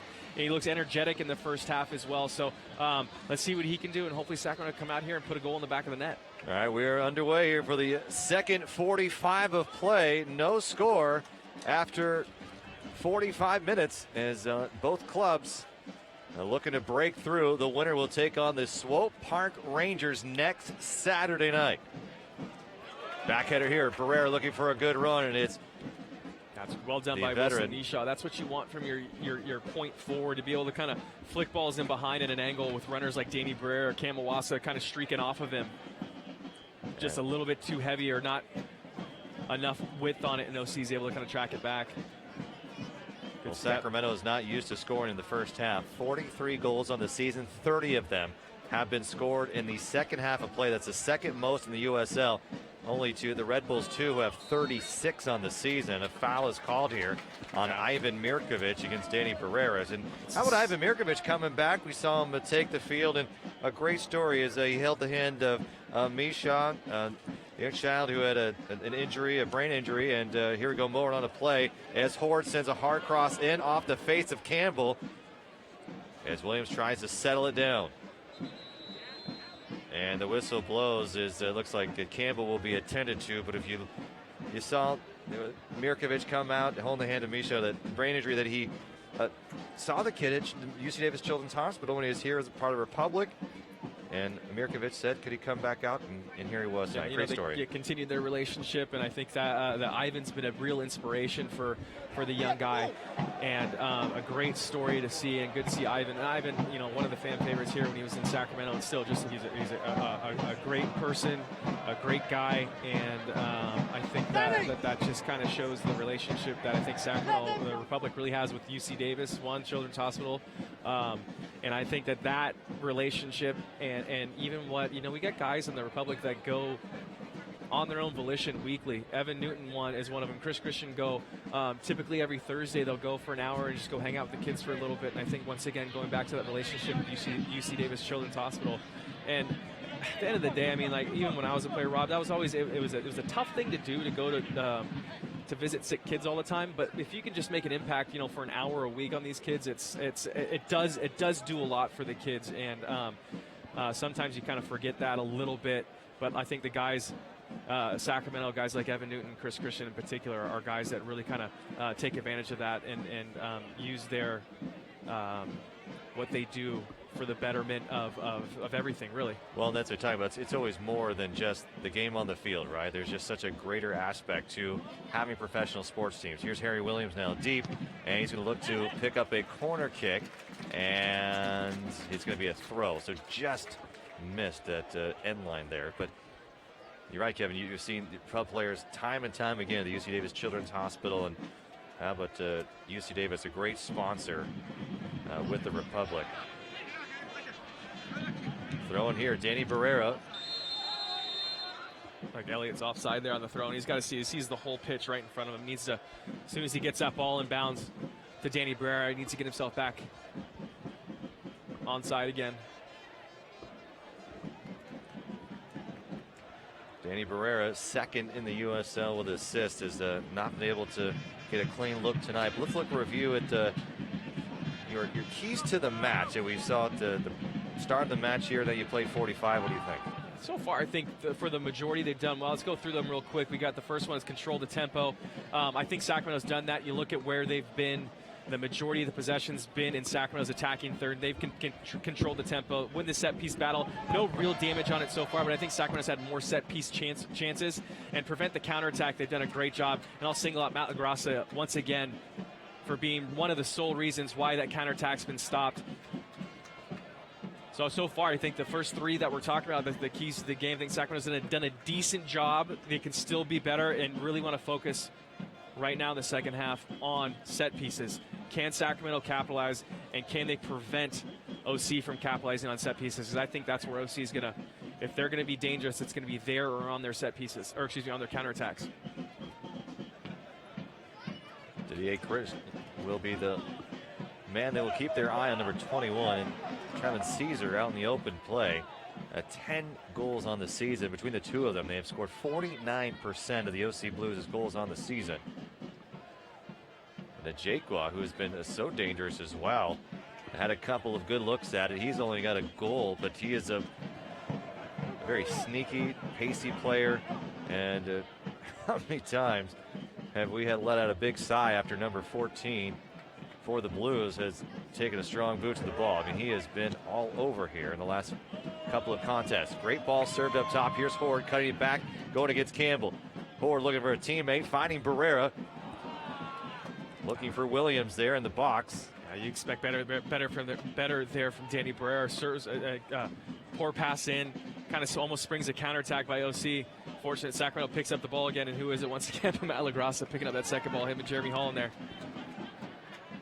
Looking for Nisha again. Well, the Orange County Blues, they're focused on here tonight. Trevin Caesar, and is he onside? He is. Caesar against Newton. Newton able to break it up, and DeFont will take it away. Unbelievable play from Evan Newton. And that's, once again, you let your guard down for just a second. All of a sudden, the ball's in the back four for OC. I think it might have been Griffiths. Just strikes the ball, clears it up the field, and Sacramento's coming back down OC. Here's Nisha. Nisha looking down low, looking for Owasa. Williams was there as well. Yeah, just deflected there. But once again, how quick things can change.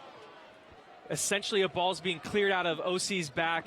No real hope, rhyme or reason where it's going and why it's going. But once again, you got a guy like Caesar who's on his front studs, making that run and making that effort to get behind the back four. And both Chris Christian and Mike DeFont don't have an idea or aren't able to break Caesar's run as he's going forward. And I tell you what, wonderful, wonderful save here by Evan Newton. Coming out, being big, being strong.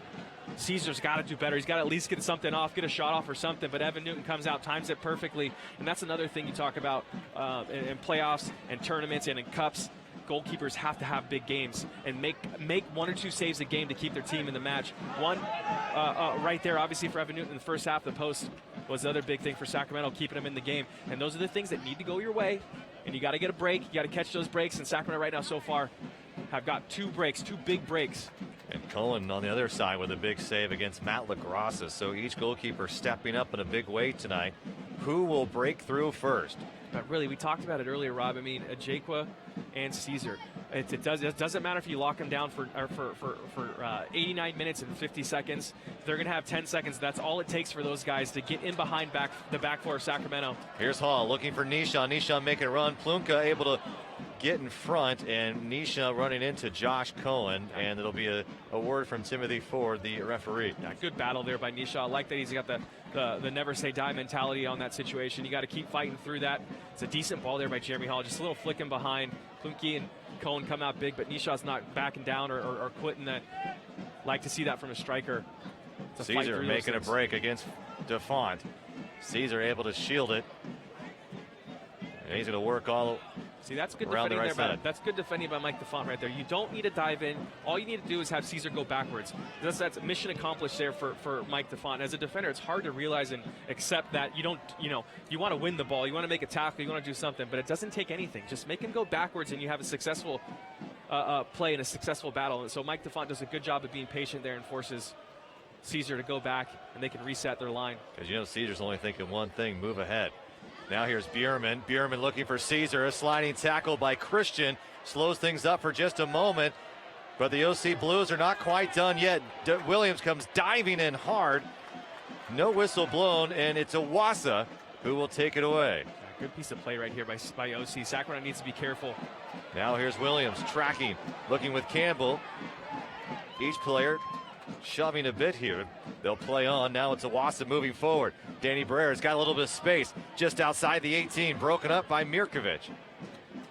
Williams now back post. Here's Nisha. Nisha looking for a shove, won't get it. And Republic will retain possession here. Now it's Kiffey moving forward. Kiffey with a strong right foot. Broken up by Griffiths. Griffiths has played well tonight in that center back position for the OC Blues.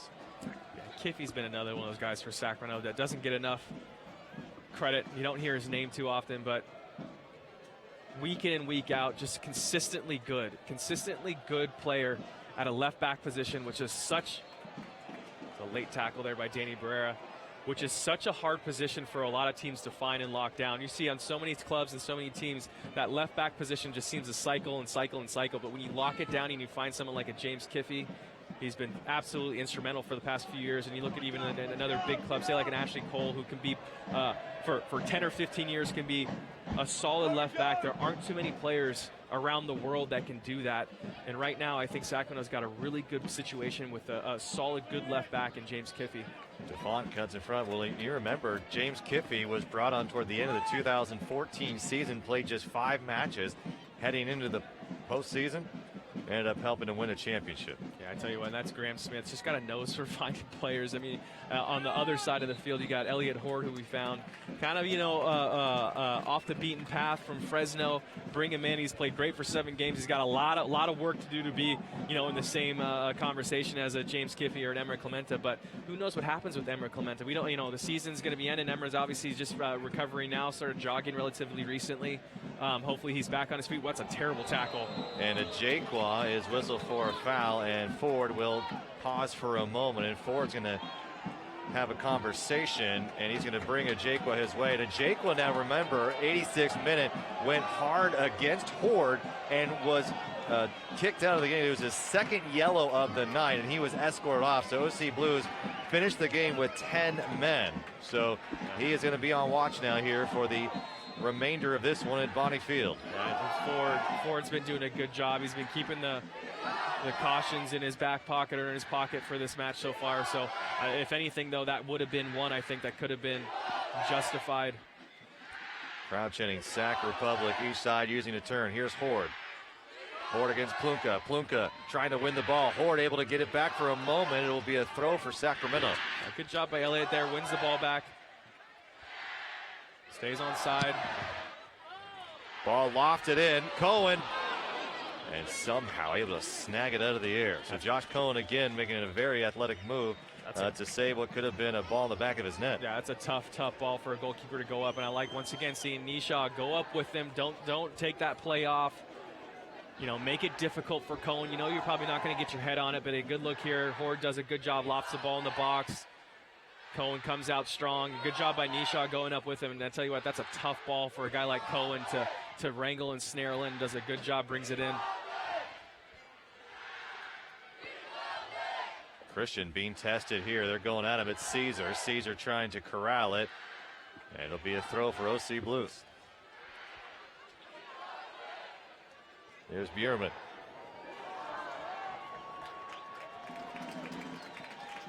Chaplow. Bierman. Here's Campbell now into the 18. Campbell looking to cross one over and just sends it way out of play. The Republic will take that. And was it deflected by the Republic? It was, so it will be a corner kick. Yeah, that almost snuck in that upper near corner of Evan Newton's goal. Good defending by Elliott Horde. Could have been just a little bit better, obviously, if he denies that service in the box. But Campbell does a good job, runs at Elliott Horde. They've had an interesting battle here tonight. A lot of 1v1 situations, and Horde does just enough to flex out for a corner kick. Once again, need to defend these set pieces, Rob. Ball driven hard, back post, a swipe at it from Evan Newton, and it will be another corner kick. Yeah, well done by Evan Newton. OC Blues. Yeah, Evan Newton's coming out. He's got to realize it's going to be over his head. He's backpedaling, and gets his right big bear paw on it, swipes it out for a corner. Get a good look here. He's screened, takes a couple steps back. It's a well done by him. Looks like it might have been Caesar on that back post, or maybe Griffiths on the back post that could have got on the end of it. So well done by Evan Newton. Once again, protecting that net. Chaplow, Griffiths, Bierman, and Caesar all in the neighborhood there. Pumka has come up as well. The right-footed strike is down low, looking for Caesar. Caesar going to just take a strong swipe at it. Now it's Campbell with the follow-up, who sends it way high into the stands. Yeah, that looked like a designed play there. You got runners. You've got it looked like Crittenden and maybe Chaplow running on the back, right on the penalty spot, looking for that ball to be driven into him. Well, the Thanksgiving Total Player Development Camp is open for registration. All youth 6 to 18 years of age. Learn more and register online, sacrepublicfc.com. You can always call 307-6100. Awful giveaway there by Chris Christian. Here's Bierman now. Bierman looking for Caesar. Caesar trying to turn. It's DeFont defending. Caesar again. Coming up big is Unden, and Evan Newton able to make another stop, and Sacramento able to clear it away from trouble for the moment. Yeah, right back down their throats, but once again, a good save by Evan Newton coming up big. Here's Awasa now on the break. Awasa is taken down from behind. It's a foul against Ivan Mirkovic. That's a great effort there by Cam Awasa right there. Wins that ball, takes it, does the dirty work, takes it up the field, draws the foul, can slow it down right now. Sacramento just had OC's been running down their throats for the past 5 or 10 minutes. Need to slow things down a little bit, get the control of the game, change their momentum, shift things a little bit, and see if there's any activity. Here we are, the 60th minute just ticked off. Got no real activity on the bench for Sacramento right now, but look to see something here in the next 5 minutes. It'll be interesting to see what. Well, typically you've gone to Wilson Nisha as your guy off the bench, and now you put him in the starting lineup. You know, it's a little bit of a different look. No, I take for that the back. Republic. JJ Caval might be ready. You know, there's some action going on down on the bench right now, but let's see what Adam Smith and Paul Buckle are thinking right here. You know, what sort of move are they going to make? Is it going to be a defensive move? Is it going to be an offensive move? Obviously, with a guy like JJ, if he's coming in, you don't necessarily, it doesn't scream offensive. It screams more defensive for me. So it'll be interesting to see what his role, and particularly who's going to be coming in for. And Lacrosse has had a very good night. And he's had a couple of looks for them offensively. He's made some nice tackles as well. So here's Mirkovic. Mirkovic off to the left side of Jaquia. DeFont becomes the mark. Jaquia looking to his right foot. Will dump it off to Campbell, who has a strong left foot. Poked away by Barrera. Barrera's asking for a last touch against Campbell. And it will be a corner kick for OC Blues.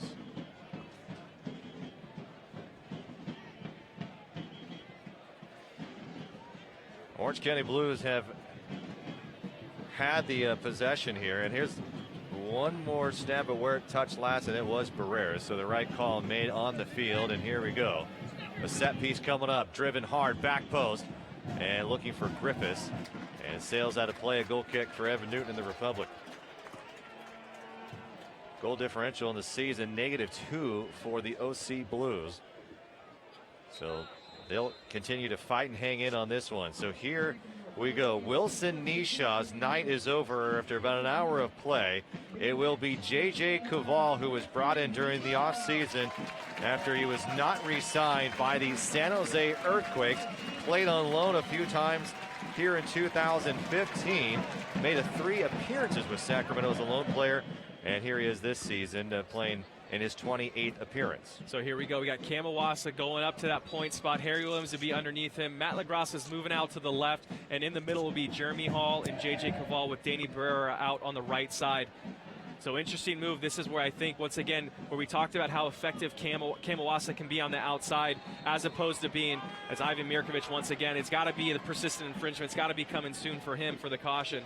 But how effective Cam can be on the outside compared to playing that point striker, lone striker position. And I think he's way more effective up there. So let's see what he can do in this last 30 minutes if he get himself a couple of attempts on goal and get himself on that score sheet. What does J.J. Caval bring to you? Hard foul from behind from LaGrassa. You know, J.J. brings some, I think, some calmness, some consistency in there, and really defensively might be a little bit more. It'll be interesting to see what sort of role or responsibility Paul's given him.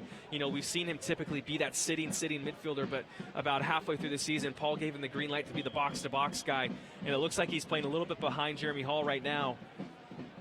And maybe Jeremy's going to be given a little bit more freedom to go forward. So I think maybe it's going to be JJ just sitting in there, anchoring right in front of that back for a great tackle by Chris Christian. Chris Christian coming in hard and breaks up the play from Bierman. Christian being very active and taking out yet another OC Blues. Awasa will turn things around. He's got company. Got to move the ball here. Get the ball wide. Skip him out. There you go, Jeremy. Here's Elliott Horde, the UC Davis grad. Looking to make an impact in this one. Going against a Jaquan. He's had a tough assignment here. Sends a good ball in. Here's Awasa. And Griffiths will go down to the turf. And with it likely being a head injury, they're going to bring out the medical staff immediately. That's a great ball in by Elliott Horde again. Good whip, good pace on it. I tell you what, both. You get a look right here. Cam Awasa going up. Maybe caught an elbow in the back of the head. It's hard to see. Maybe even a bit of a whiplash for Griffiths, but he goes up big. I tell you what, the big center back. And he has been a big loss for OC. I tell you what, right now he's made a lot of key stops tonight. No, he has, and he's been a good player for OC all year. Be careful of our line, yeah? Spent the last 3 seasons with Orange County. Before that, Colorado Rapids, and a guy out of Jamaica again. They've had a couple of players from the island there.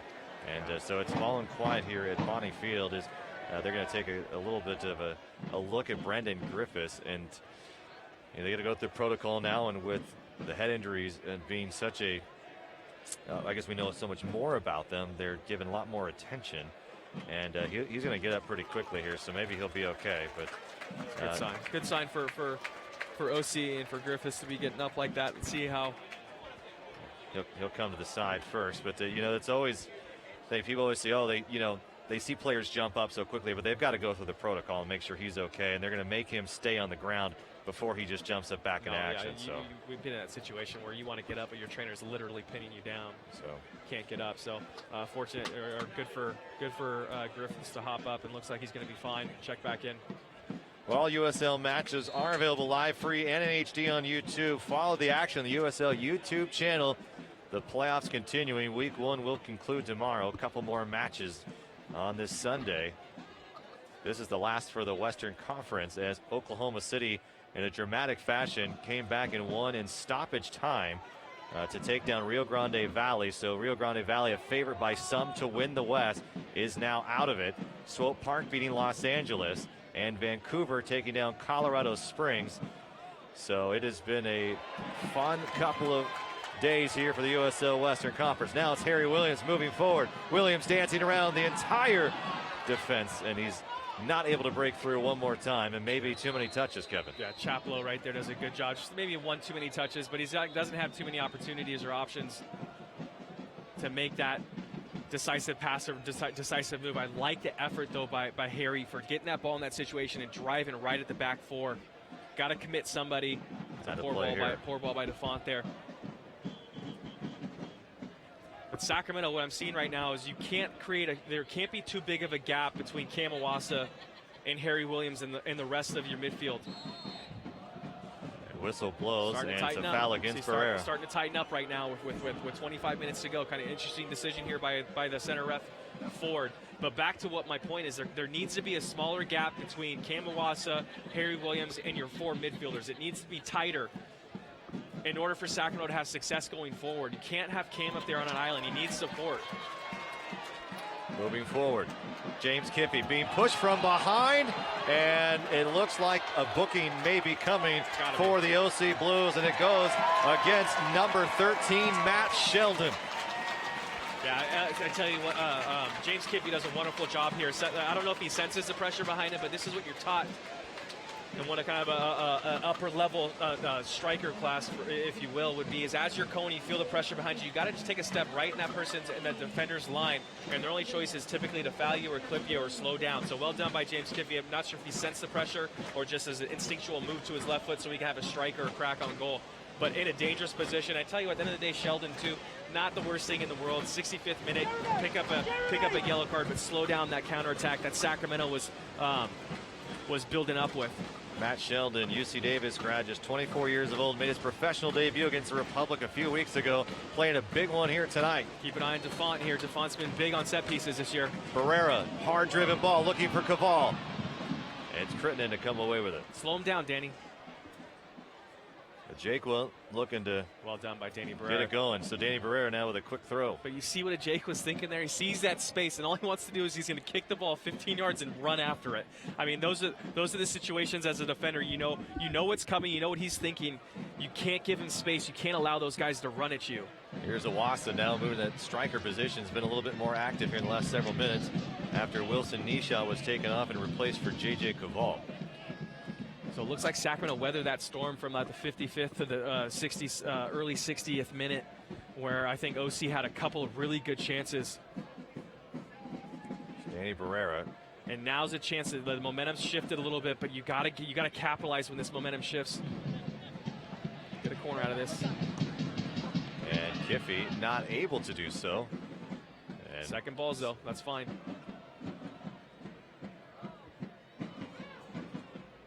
Tower Bridge Battalion still chanting loudly as the home club now going away from their dedicated fan base. Cooler temperatures we're dropping here. Probably one of the coolest games we've seen here in a while. Here's Elliott Horde now. Elliott Horde just outside the box going against Campbell. And Horde will now turn it around. Back out to Caval. It's a great run there by Elliott. Just nips in right behind. And how much does that play and sort of wearing down that defense on that backside? Absolutely. It makes it so much more difficult for them to see that. And that's well done by J.J. Caval as well to see that. Here's Kiffey. And once again, this is, you got to keep it going, keep the pace, keep the momentum going right now. I think that Sacramento's got something. They're working with it. OC can't clear the ball, can't clear their line. Going to send one to Awasa, and it just trickles in. Awasa's got to believe that's going to come to him. I don't think he's just kind of going through the motions. You got to believe and expect that ball's going to get to you, so you can have your mind made up what sort of touch you're going to take. That wasn't a terrible ball in the box. Going to look right here, just served in. Just doesn't look like he believes it's going to come through. Oh, what a tackle! Another great tackle by DeFont. Matt Sheldon out. OC Blues trying to get something working on their end now. Chaplow, quick ding. Ojekwa looking for Bierman. Caval there. JJ's got to know he's got time. Crittenden. Mirkovic. See, that's big. You know, if someone's yelling at JJ, you got time rather than you take that ball off your chest, and Sacramento's got the ball rather than chasing right now. So Orange County Blues an improbable run here. They needed 2 goals after the 87th minute to get here, and here they are today. But this is also a bright future for this club as Christian steps up here. As a new ownership taking over just a couple of weeks ago, and Awasa not able to make his run there. But James Keston taking full control on September 9th, and he has big plans, wants to start up academy for the OC Blues, get them into their own stadium. Currently they play at UC Irvine, which has caused some issues in scheduling, but the minority owner now will become Ali Mansouri, who was the majority owner since 1998 when bringing and funding this club. So it will be a new branding. It'll be interesting to see what the Orange County Blues are here in a couple of years. And you see it, Kevin, so many clubs now working to get that academy programs going. That can only be good for U.S. soccer. I mean, it's night and day difference in what it was 5 and 10 years ago, and really making a push to start to develop players for the men's national team, be more competitive at World Cups, Copa Americas and things. The Jaquan looking for Caesar. Republic in trouble. Caesar broken up by DeFont again. Good little build-up play by OC with the Jaquan and Caesar combining nicely. And here's an opportunity here for And the substitution coming for the Republic. Harry Williams is out, and it's Carlton Cole. Another glance at it. Just getting in front of it was Mike DeFont the last moment. So here's Carlton Cole, the 32-year-old from England, played in the Scottish Premier League most recently, but many years at West Ham, as many know him for. And here he is, a game-changer, physical presence. What does he bring to this match, Kevin? You said it, physical presence up there, and I like to see him go up to that lone striker role so Cam can play underneath him. I think Cam's more effective right now in today's game, where he can get involved a little bit more or be involved with other players. And you got a big body like Carlton Cole, where game changer in terms of hold-up play.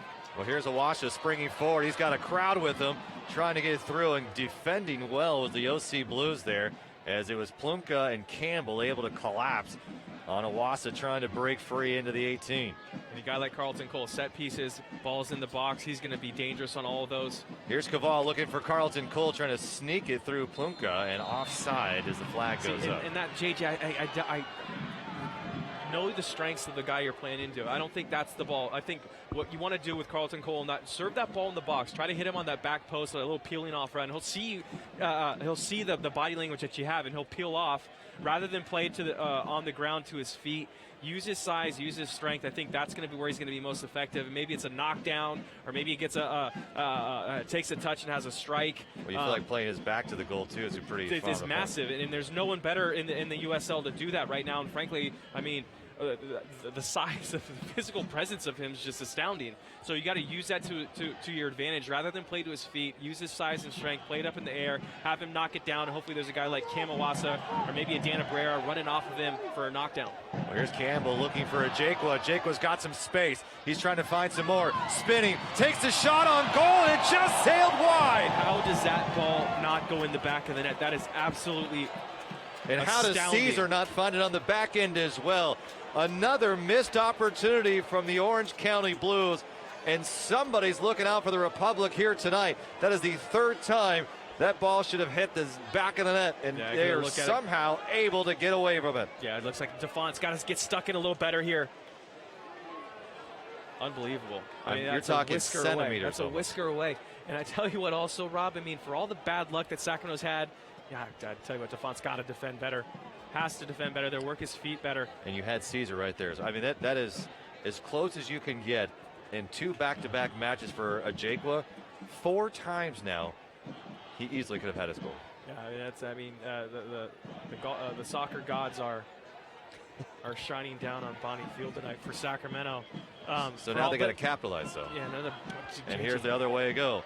Caesar looking to bring it forward, and Horde taken down. A Jake on the backside. Both players hoping for something. No call at all. Jake was looking. In my mind, Jake was looking for that. He's hunting for that. Elliott's going in. They're both going in for the ball. And the Boo-Birds come out here at Bonnie Field as a Jake was still holding his mouth. But Sacramento needs to clean this up right now. You talked about the momentum that they were kind of riding off of. OC did a good job to get the ball back. It all started in my mind with JJ. Should have brought the ball down, elects to head it, and allowed OC to get the ball back and start to really kind of move the ball. Shove right Carlton there. Cole is shoved by Plumka. Not able to recover. Up comes Hall. And starting to move at a quicker pace here between these two clubs, each team back and forth. Well, a foul's called there. It's time to tell you about the Glory Glory Sacramento Fund. They donated over $250,000 to local charities to help make Sacramento the best place to live, work, and play. Learn more about the Glory Glory Sacramento Fund at sacrepublicfc.com. Bierman. By Kiffy. Kiffy able to win the ball back.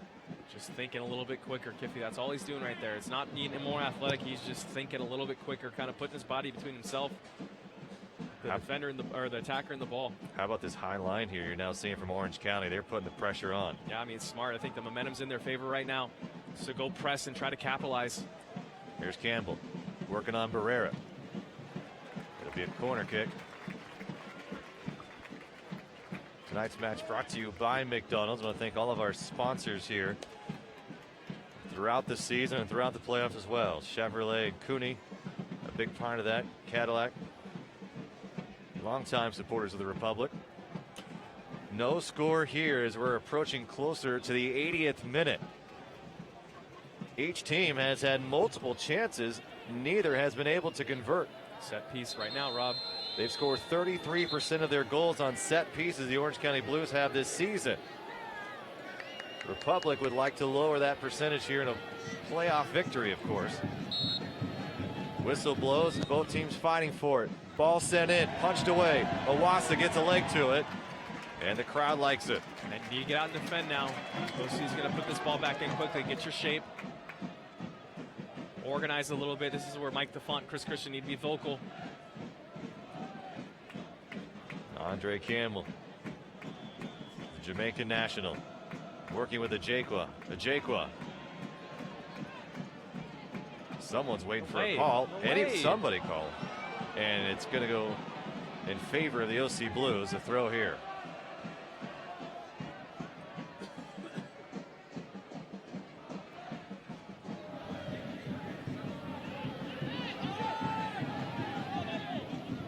Well done, JJ. Caval stepping in. Scaval came in as a substitution and just gave it right back away. Orange County again. Just hoof it up the corner and give it to... Too many mistakes here by the Republic. They stave off this attack from the OC Blues. Sacramento's 2-1-1 against Orange County this season.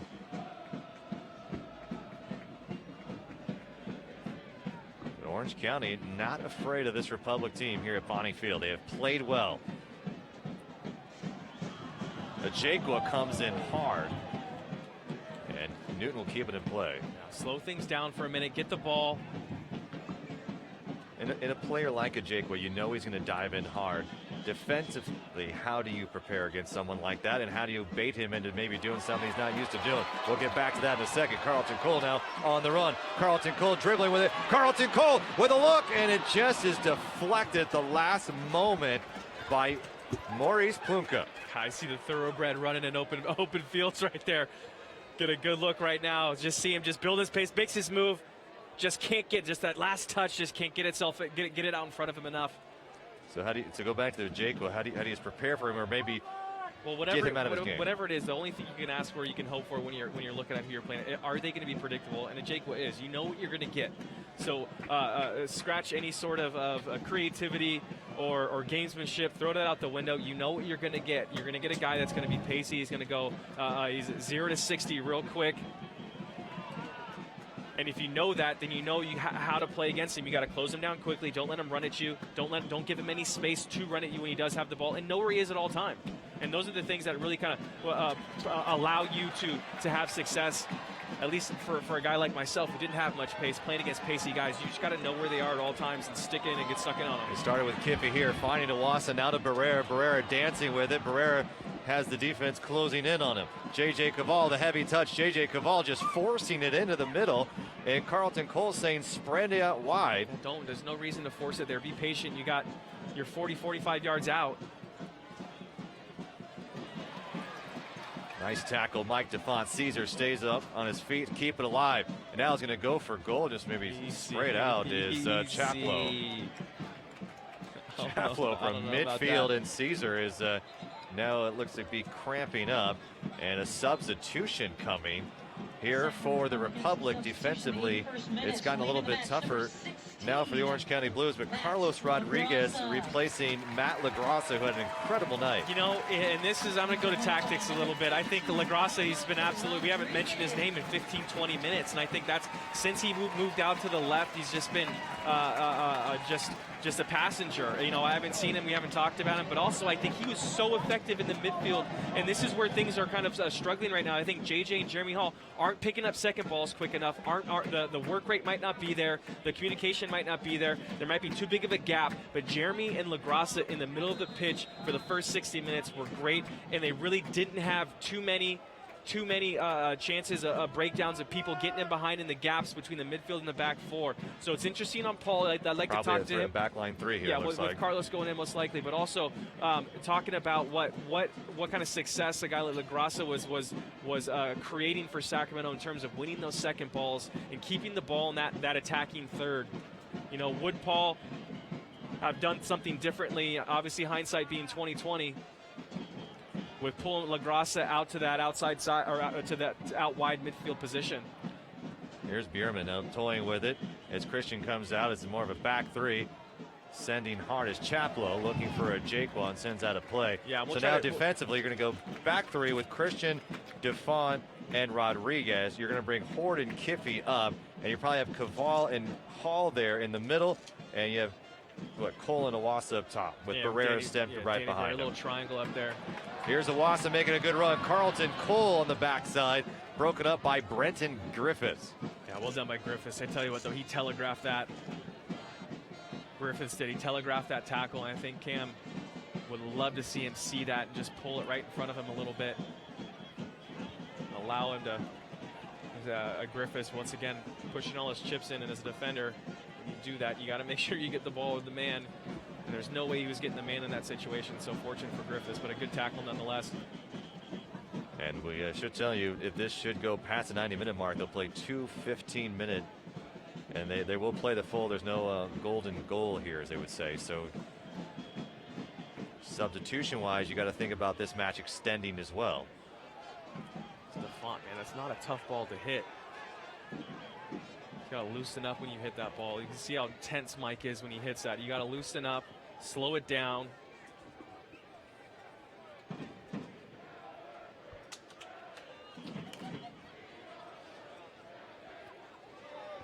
We're approaching the 84th minute. Neither team has been able to break through here on a cool fall night in Sacramento.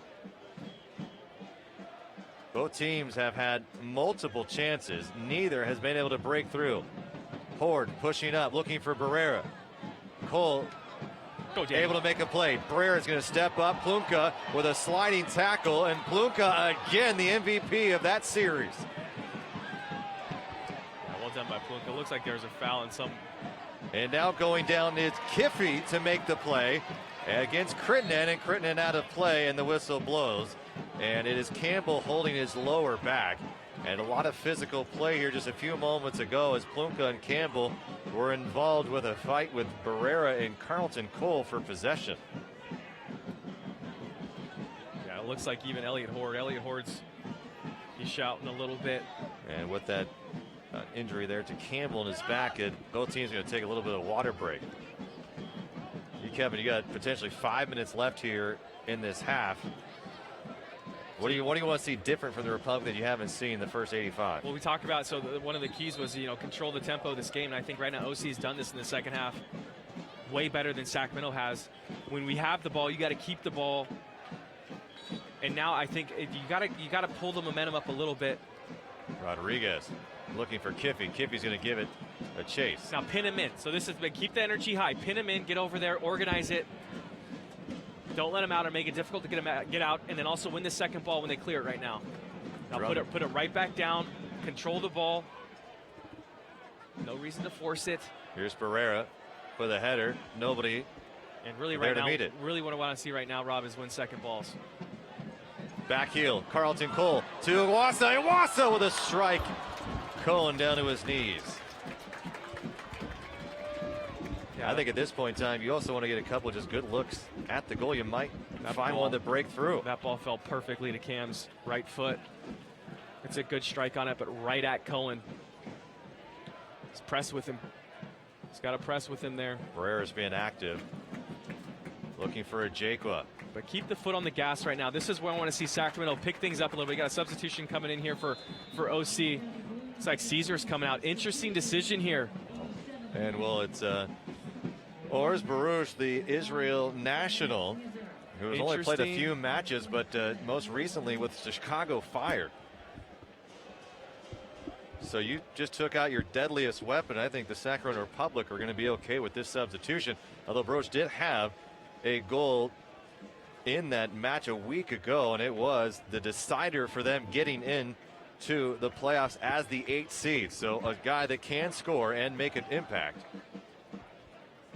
Got to move the ball quickly, pick up second balls, and go out there and try to grab a goal here.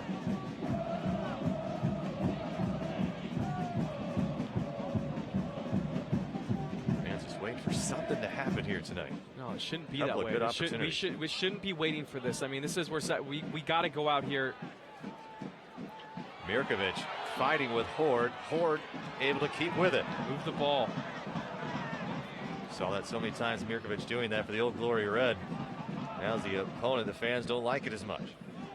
Barrera springing forward, looking for Iwasa. Iwasa has it at his feet. Couple of heavy touches just behind Barrera. And flag goes up, a foul against Danny Barrera as Campbell able to draw it against the star midfielder for the Republic. I think Danny's had a bit of an off night tonight. You usually see him in that final third, the decisions he makes, usually really solid in that final third. I think he's just been a little bit sloppy tonight. Still plenty of time for him to make up for that, though, Rob. You get an assist or you get a goal. All things are in the past, and you're the hero. Danny Barrera had a slow start to the season. Part of the reason the Republic were 2-3-1 in that first 6 games. And boy, things have changed as the Republic picked up a scoring. And Danny Barrera's play really picked up as he became really the maestro of this offense. And they rely on him heavily. Move the ball and go. Jeremy Hall. Just got sloppy. It's gotten sloppy for Sacramento in the last 20 minutes. Here's Bierman, wide open space. Choplo dumping it off to Ajekwa. Ajekwa with a good look over the face of the goal. Thankfully, Baroche was not there in time, and Sacramento again able to avert what could have been a tragedy late here in this match against the OC Blues. We'll have 3 minutes of stoppage time added here. That was a great ball in by Chaplow to Ajekwa. Ajekwa does a good job, pulls it across the face of the goal. Surprised Baroche was that deep. So you've got 4 minutes of play here, Kevin, before the whistle likely blows. Can one of these teams sneak in a goal, which likely would be the game winner the way this match has gone? I tell you what, typically in these situations, Rob, I'm always saying there's going to be a chance. There's going to be a chance. But right now, I just don't feel like there's going to be a chance for Sacramento. It just doesn't seem like they want to go out there and grab it. It's almost like we're waiting for overtime or waiting for penalties to come, which is never a situation you want to be in, especially when you're playing at home. You're behind, you got the battalion right behind you. Go out there and try to steal a goal. And you got Cole and and two guys going up for the same ball. Iwasa and Cole going up for the same ball. I mean, that's schoolboy type stuff. And like I said, typically we have that feeling like there's going to be a chance, but right now it just doesn't feel like Sacramento. I mean, we're going to be lucky to get out of here on a 0-0 scoreline and go into overtime and try to figure things out. Bierman pushing forward. Andre Campbell now. He's got a Jacob to his left. We'll find him. Horde will have to recover. Now it's Campbell who's got a wide open space to work with. And good defending from Jeremy Hall. Somebody's got to step up for the Republic here defensively. Baroche looking for a shot from his left foot. Takes a strike. And last touch by the Republic, so it will be a corner kick again for the OC Blues, who are so good at this. I don't know how that takes a deflection, by the way. And here's another substitution. Get a look at this for the deflection. Let's see what happens. Yeah, there is a bit of deflection. Chris Christian. So we've got one more substitution now and you now have Caesar and Ajekwa. While Ajekwa has been the biggest threat to the Republic all night. He is now gone as Dusan Stevanovic, who is now in the match from Belgrade, Serbia for Ajekwa. Interesting decisions here by OC. Bringing their 2 pacey forwards off. Ball driven hard, back post, cleared away. Christian with a head on it. Caval there. Now it's Iwasa. Chaplow there. OC Blues, one more go at it into the sand. Just getting bailed out time and time again. There's chances to clear the ball. Sacramento can't clear the ball. You got JJ Caval going up, heading the ball right back to the top of the box. So at the lineup for you, Sheldon Griffiths, Plumka Campbell, Chaplow, Mirkovic, Crittenden, Bierman, Baroche, and Stevanovic in for the OC Blues. Iwasa, Cole, Barrera, Kiffey, Caval, Hall, Horde, Rodriguez, Christian, DeFont. We might have one more substitution here for the Republic before the whistle blows here. About a minute 30 or so likely here to play in regulation. Just start hoofing the ball up to big Carlton Cole. I agree. And try to run off of him. Making a good run is James Kiffey. James Kiffey's been solid all night. He's by himself, though. No one else is running with him. You got 4 guys 20 yards behind him. Christian now to Hall. It's almost like the Republic's legs are heavy. They're trying to find Cole here. Someone's got to run off of him, though. There's no one running off of him. Here's Hall. Hall steps up and takes it hard into the chest, and it is again Ivan Mirkovic. And a good set piece chance here for the Republic, and another substitution coming as Danny Barrera will likely come out. Will it be after the set piece or will it be before? That will be the question here. Yeah, they're gonna let it go. This is once again Ivan Mirkovic. And if you're Mirkovic, why not? And so Danny Barrera, the captain for the Republic, will hand off the band to Chris Christian, and it's Daniel Trickett-Smith. Can he be the late game changer? Let's get the 20-year-old from Newcastle, England. Let's get him on the ball right now. A little in-swinger on this. This is DTS, Daniel Trickett-Smith. He can serve these balls, and he's very dangerous. He did it against the Liverpool U21. You know, I think he scored from this distance against the U21. I think you're right. It was in Reno. Find Carlton Cole and pick up the second ball. This is going to be the last chance for Sacramento for this regulation right now. And Jeremy Hall, pick up the second ball. You got to think second ball right now. Daniel Trickett-Smith drives it hard off the hip of Cole, out of play, and it is going to be the whistle blown. So the Republic do not get one more chance. Can't call and a game we on are a going corner overtime. Come on. So we will have extra time here at Bonnie Field. 2 15-minute halves will be played. They'll be played in their entirety. And so after 90-plus minutes of play, we are scoreless, Kevin. And a dramatic here. Republic wanted one more look at it, and they're not going to get it. And so that'll end here. Substitutions aplenty late in this one. And Kevin, now you've got a whole nother game ahead of you here. Another 30 minutes to play. Yeah, 2 15s here. So we're going to quick little change, turn around. Yeah, 15, another quick turnaround, 15, and then still even score line at that point. Penalties. But, I mean, right now, if you're Sacramento, you got to go in there, have a heart-to-heart with your guys and start. I mean, for me, it's just it's nothing really crazy, nothing earth-shattering difference that needs to change, but really it's got to be effort in my mind, and who wants it. And really all you have to tell your guys is second balls. I think second balls is what you need to start thinking about, and once guys start trying to win second balls and thinking about that, then I think that kind of goes once again a bit of a catalyst for the rest of the things starting to work in their favor. Once you start winning those second balls, you retain possession more often. It's always easier to work with the ball than without the ball. So for me, that's all I'm telling my guys, and go out there, pick up the effort. I think they do need to get a little bit of a fire lit under them a little bit. You see Paul pretty animated in that little team huddle down there. But yeah, I mean, this is why you play the game too. Here you go. You know, you want it all on the line. It's all on the line. You got 30 more minutes to play. Go out there and perform. And if not, we go to penalties. And at that point, honestly, it's a coin toss. It's going to, absolutely. Well, and you look at who has been so good. Penalty kicks. It has been Orange County Blues, so it's almost a worst-case scenario probably for the Republic. And you know what? This is not a typical 8 seed. This is a team that has been able to get after it. They've been able to do nearly the impossible, make it into the playoffs here, and they've beaten some pretty good teams. And that's been sort of their Achilles heel, is that they just haven't been consistent against some of the lower-end teams. And so they do find themselves in the playoffs, and now a chance to knock off the top seed here in the Sacramento Republic, as each team, though, we'll have to play the full 30 minutes, so it's not one goal and this thing's over. It'll be interesting to see tactically things change. You've made a couple of substitutions if you're Paul Buckle. So you've got Iwasa, you've got Cole, you've got Trickett-Smith, Horde, Hall, Caval, Kiffey, Rodriguez, Christian, DeFont, and Newton. You probably put Cole up top, and now you've added Daniel Trickett-Smith, a fresh legs, a young player. He could be the key here. No, and Daniel is a guy that the quality on the ball, I think, you know, once again, I mentioned it a little earlier. I don't think it was Danny Barrera's best night tonight. You like to see him be more clinical in that final 30. He wasn't tonight.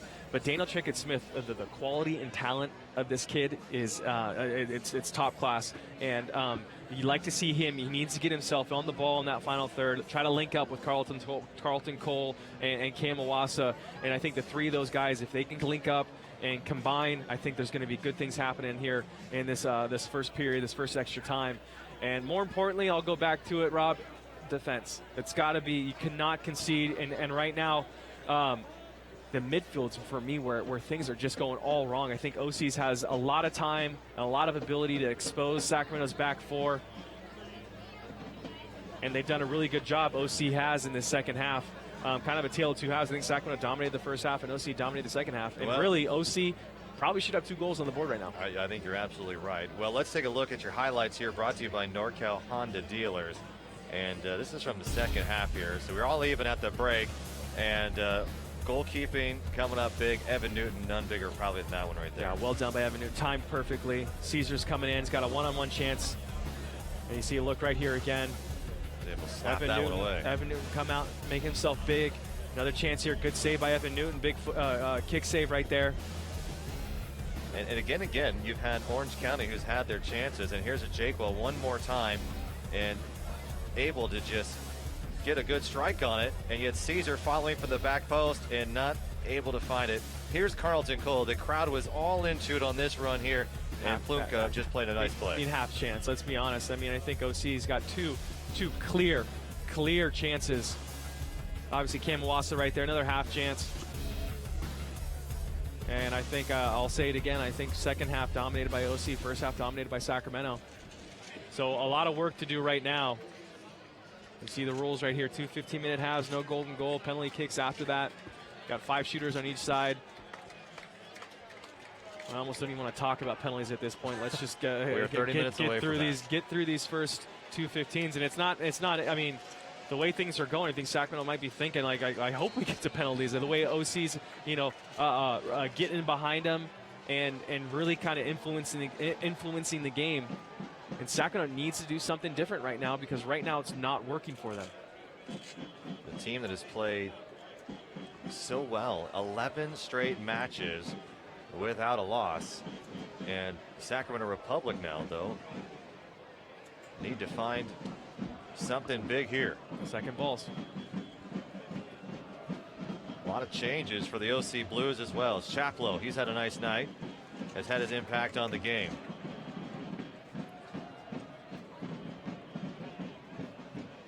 To the right side, here's Elliott Horde.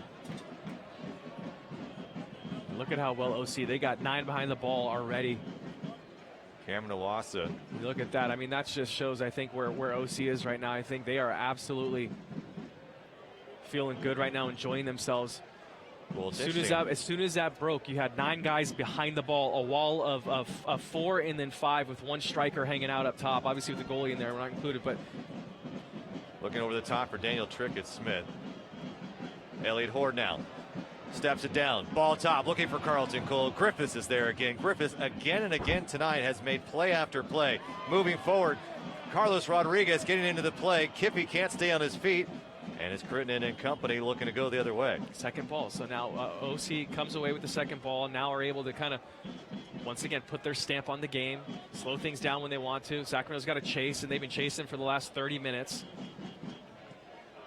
And with these many substitutions, Kevin, how does it change the play on the field? And for both teams, you've sort of been used to playing a different way. Republic have changed their formation a little bit.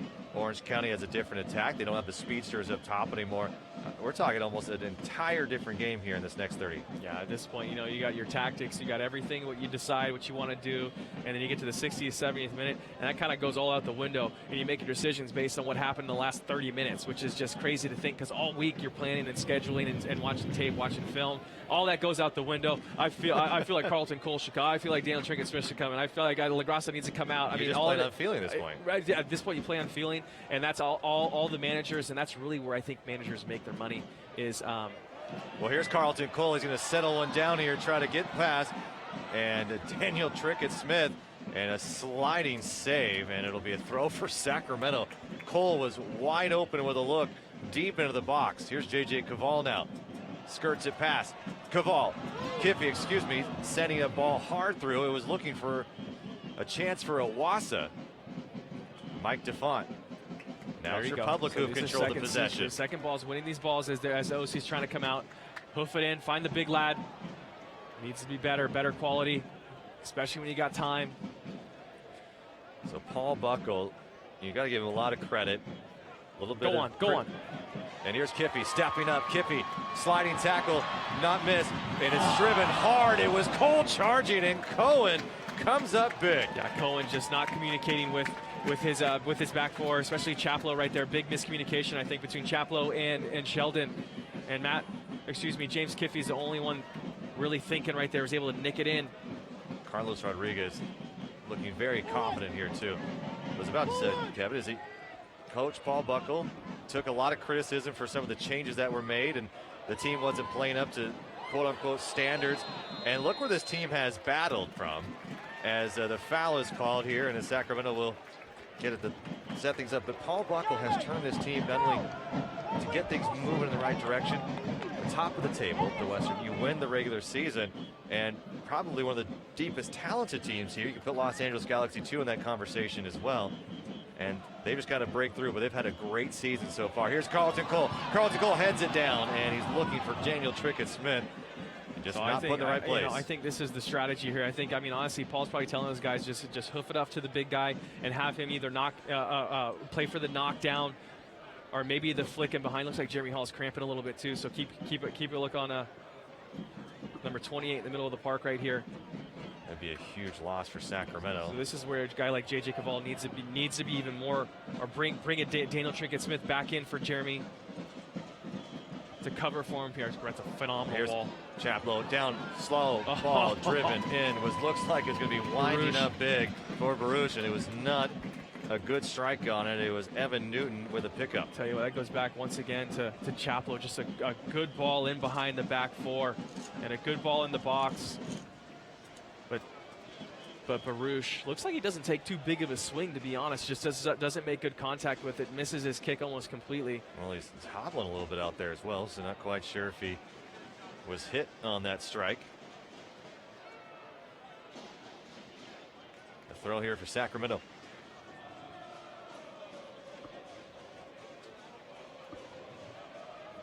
You don't get these games very often. These regular season, they end in a draw, but here we are tonight. 25 plus minutes likely to play here. Ball sent hard out of play by Andre Campbell. Each team has yet to break through. Ball driven hard. And you're right, Kevin. Looks like they're looking for number 10 over and over again. Yeah, you got to keep it away from the goalkeeper. You can't have that ball sailing into Cohen. He's going to gobble it up every time, and you're just going to end up chasing and defending again.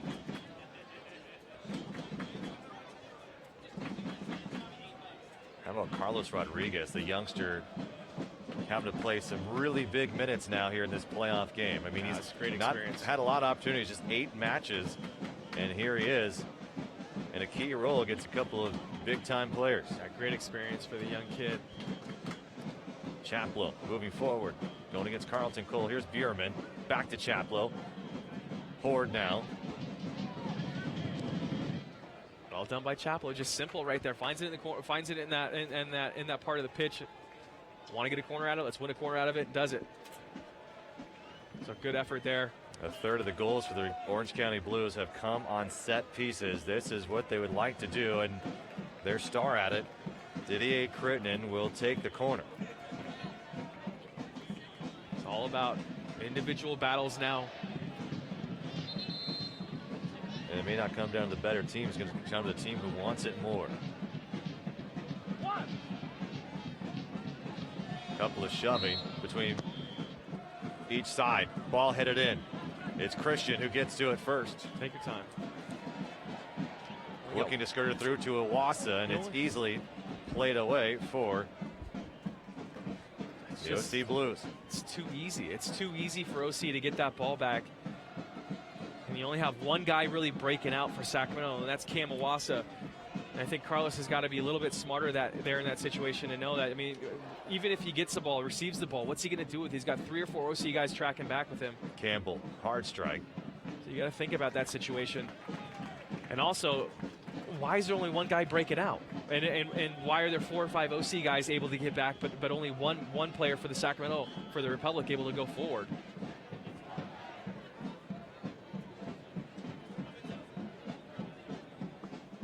Orange County, what a transformation they had. They won the West a year ago. Nearly overhauled the roster at that point in time. Up and down. And Oliver Weiss was the head man until mid-August, when Barry Venison then took over. And the club now remains in contention for those spots, and then finally able to sneak in that final week. It is a bad touch there. Daniel Trickett-Smith a little too heavy. The crowd wanted something here. That crowd needs something right now. I mean, right now, Sacramento are playing on their heels. And OC is just like I said earlier, they're enjoying things. It's a poor ball by Chaplow right there. It looks like there's going to be some communication. Maybe someone else coming in right here. So we have another change for the Republic. It is going to be Octavio Guzman in for Jeremy Hall. And Jeremy Hall, what a night.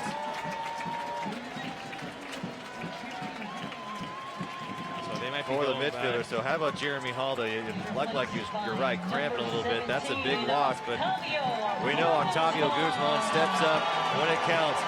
Had the game winner in the USL Championship game in 2014. And now number 17 from Chico State is going to be asked to do some pretty big things here for the Republic. And one more substitution coming for the Orange County Blues side is Andre Campbell will go out. And it'll be Roy Mews making his 27th appearance at the left back position. And another substitution coming is, it appears to be Matt Bierman will out for Verne Velima. So Velima, Baruch, Stevanovic, Mius, all coming in as substitutions for the Orange County Blues. Daniel Trickett-Smith, Octavio Guzman, J.J. Caval, and Carlton Cole and Carlos Rodriguez in for substitutes for the Republic.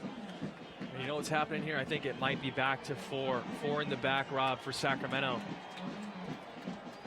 Ball lofted high, looking for Carlton Cole, able to create a little bit of space, but back to it is Stevanovic. Second ball still. There's too big of a gap between that front two and JJ, and now Octavio Guzman in there. It looks like it's a 4-4-2 again. And so Guzman defensively, but he played really well at that right back position after Emra Clementa went down, was able to score a couple of goals. Ball driven hard. Good ball in the box. So here, let's set it. So it's 4-4-2. Cam Iwasa's back on the right winger side. Up top's going to be Carlton Cole. Underneath him is Daniel Trickett-Smith. Out left is going to be James Kiffey. In the middle, Octavio and JJ. So James Kiffey, left mid. Right mid is going to be Cam Iwasa. Back four is Elliot Horde, DeFont, Carlos Rodriguez, with on the left Chris Christian. So back to a 4-4-1-1 essentially, a full circle here to where we started this match, Rob. Just different personnel in.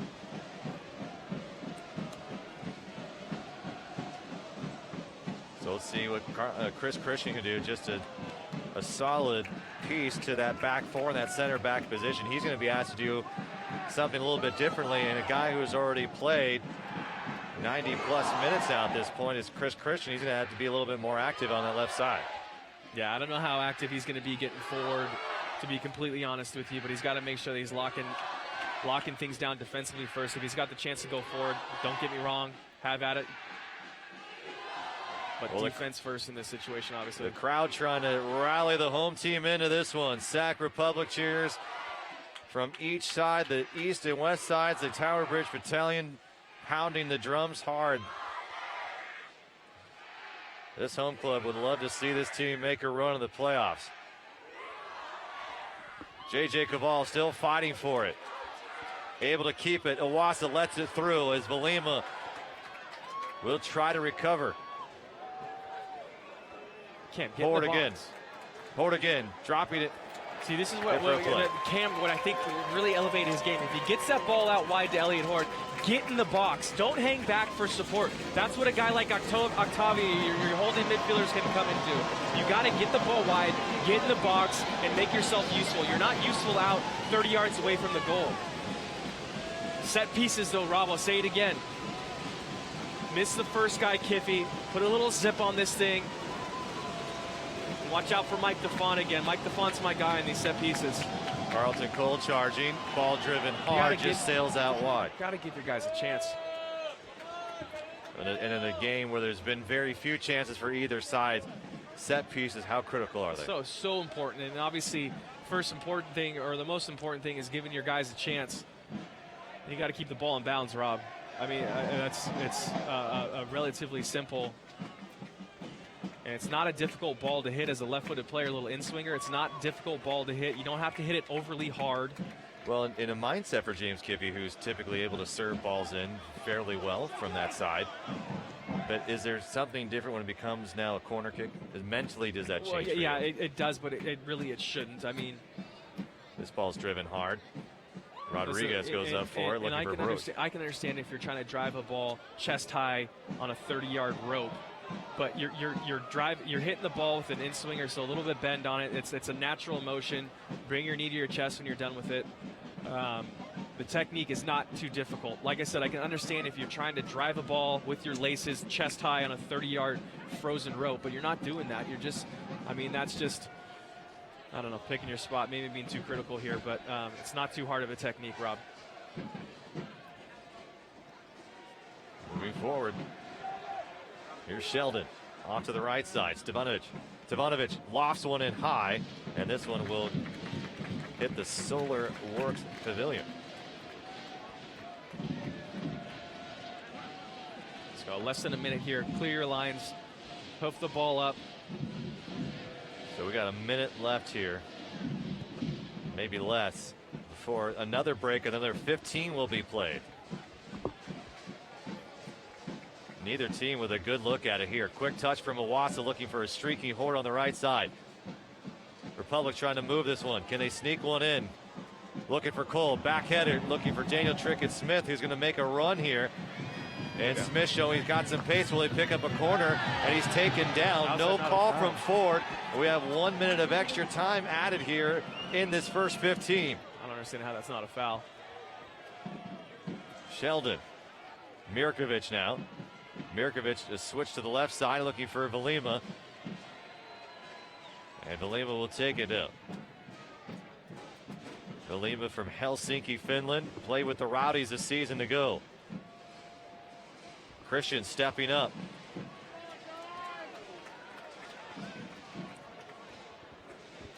Get another look right here. See if there's a foul. Looks like there's a bit of a slip, to be honest. And the temperature continuing to drop here a little bit, and the feel a little bit Ford makes the right decision there. OC still battling. It's Stevanovic. And Velima just lets it slide through. And it's in Mius. Mius is fighting. Trying to get a good play on it. Mius looking to turn the corner on Horde. And Mius just falls down to the turf. And Horde will try to keep it in play and kill this clock. Blow the whistle. Not much time. Ball driven back post looking for Christian. And now it's Daniel Trickett-Smith. This might be the final play, and the whistle comes before the Republic have a chance to break. I don't understand that. So there it is again. We'll play another 15 minutes here at Bonnie Field. After 105 minutes gone by, we have no score between the 8th seed OC Blues and the number 1 seed Sacramento Republic. Kevin, final 15 here. Tactically, you've probably said everything you can say. Emotionally as a player, who do you look for? Is it something to turn? I mean, someone has to feel like step up for the Republic here and change whatever is not working right now. Well, yeah, I mean, honestly, you get to this point and you'd like to think that that's always happening. Typically, these situations, you see a lot of conservative play come out from both sides usually. I mean, no one wants to concede and no one's going to throw everyone forward. You see Paul go from the 3-5-2, switches it back to the 4-4-2, right? So I think for the most part, you like someone to step up and go out there and try to get a goal. But at the end of the day, the worst thing to happen is you concede. So in my mind, honestly, I think both sides at this point are almost I'll tell you what, I don't playing for penalties, really. I mean, I think OC is the only team that if I'm them right now, I mean, look at the faces. Look at everyone clapping, getting together. I think there's a different atmosphere. There's guys jumping around in there in that huddle in there. And then if you get a look at Sacramento, there's some guys clapping. It looks like Sacramento's just trying to get through the next 15 minutes. So, but if I'm OC, being the 8th seed, I'm going full speed. I'm putting the foot on the accelerator, try to go out there and get a goal, and really throw caution to the wind, and see if you can come in here on a smash and grab, get the win, and upset the number 1 seed here at Bonnie Field at their home. So, I mean, really, I mean, look, I mean, even Sacramento, OC's ready to play. They're lined up. Sacramento's still having some tactical discussions in there. And after you see that, I think that's he's got Carlton Cole right next to him. I think the hand motion, or if I'm reading lips here, is just floated into the big guy, floated into him, and have runners come in. Daniel Trickett-Smith, Cam Iwasa run off of him for a little knockdown, and that's where the success is going to be. And also that's also in my mind a bit conservative. Don't play with the ball, guys. Just give it a clip, hoof it into the big guy. Yeah. And let him do his magic. And that's not something they've done much of this year. I mean, you look at Carlton Cole and the minutes that he's put in. Kevin, it's 53 minutes heading to this match. Yeah, and I think situationally it just hasn't worked for him, and it takes a while for a guy like that to get 90-minute fit, match fit, if you will, and still, he's getting a pretty big run here. Came in, I think, the 75th minute, and this is longer than he probably has played all season, obviously. Yeah, let's see if he can make a difference here. So we'll set it again. Christian Rodriguez, Newton in the box, DeFont Horde as we underway again. Kiffy, Caval, Kuzman, Iwasa, Trickett, Smith, and Cole. Yeah, they're still zipping. You can see OC still zipping around. Mia's looking and working a little of a back heel, and it won't find it from Barosh. So it's Stevanovic, Barosh, Velima, Chaplow, Mirkovic, Crittenden, Sheldon, Griffiths, Cohen in the box, Plumka, and Mia's for the Orange County Blues.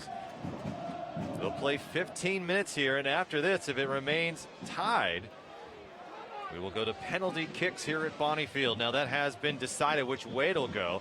I think if you're the Republic, you're hoping it's going towards the Tower Bridge Battalion side, but it's not been clear what that decision was made before the match, and that is when the decision is made. Velima playing with it in the middle of the park. Baruch looking to take a turn for it. Here comes Guzman making a strong touch on it, and now he'll push it forward. To the right side, here comes Daniel Trickett-Smith. Maybe one of the paciest players on the pitch right now. Hooks it in strong, off the chest of Iwasa. God, that's going over right to Carlton Cole, and Cam's got to know that. I mean, the ball's zipped at your chest. You're not going to be able to bring that thing down. That's a good chance for Sacramento to break, and once again, you got a good number of guys back for Sacramento. Got their shoulders right, which is good to see.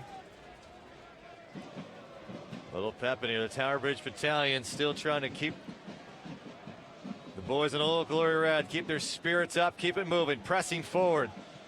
Good tackle. Ball popped up high after a sliding tackle by James Kiffy. Now for a corner kick.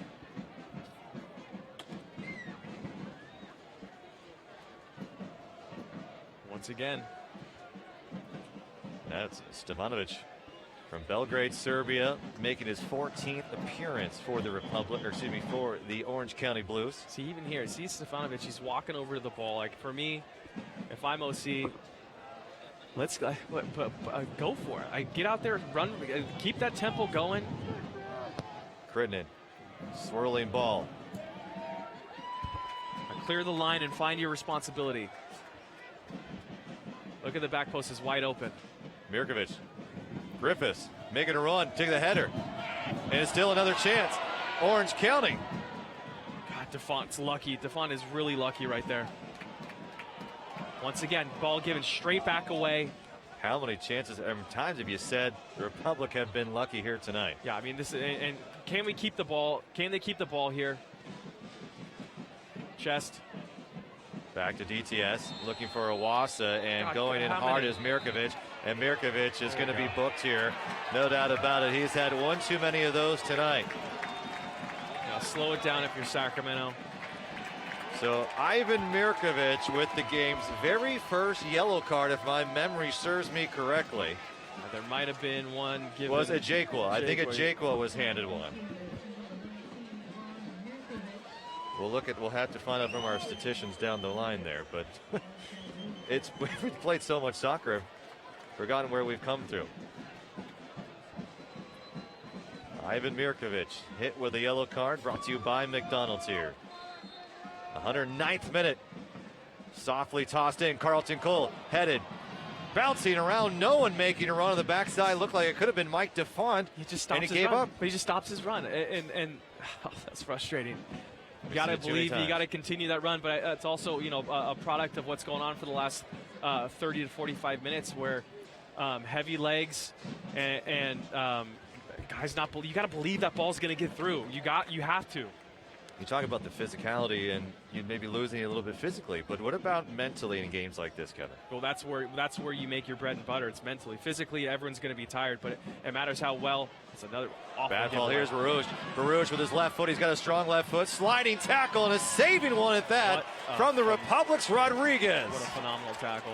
He has played well since coming in as a substitution.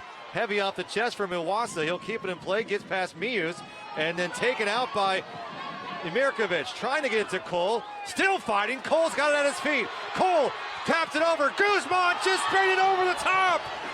And they're saying a foul long time before against Pluka, and Pluka's holding his right leg. I don't know how that's a foul. We've got to take another look at it. It was Guzman who had the ball when Pluka went down, and Carlton Cole was trying to find a teammate, and the shot wouldn't have counted anyway. Yeah, it might have been. Was it Guzman when he goes in for the 50-50 challenge? Right here is it. Oh, he's got him. It got him hard, and that's the bottom. I think he's got his studs showing a little bit.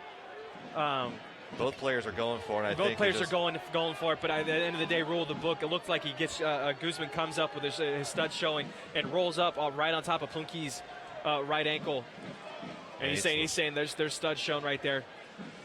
And Griffiths, but it happened earlier. Mirkovic had it earlier, and I think probably in the first half where that same sort of situation happened and no card was given. So I love the consistency right there by Ford. So it was right before Guzman. I looked originally like it was Guzman had it and then told, but play was stopped. So Miu. So again, another opportunity from both of these Tides, not able to convert. James Kiffey's going to come up. Chaplow to his knees goes Guzman, and Chaplow with some nice move to the left side. Here's Roy Muse. Muse with his right foot strong. Defont to the heel. Gotta be better clearance. But back here comes OC. Orange County with a chance. Lock it down. Along the byline. Ricochet off the Republic's Christian. Chaplow again. Chaplow again will try to send it up. And now it's Guzman. See these second balls and these clearances by Sacramento. Daniel Trickett-Smith with a nice piece of footwork, and it's Carlton Cole. And Cole is met by Griffiths. And retaining possession, here come the Republic. Sending it through. Daniel Trickett-Smith. Plunka steps up and out of play. Okay, slow it down right now. I mean, this is a chance for you to get once again, get a little breather, walk up. But now you gotta get. There's too big of a gap still between JJ, Octavio, and the rest of the midfield. There's too big of a gap in the midfield. You've got plenty of time. 8 minutes and some change.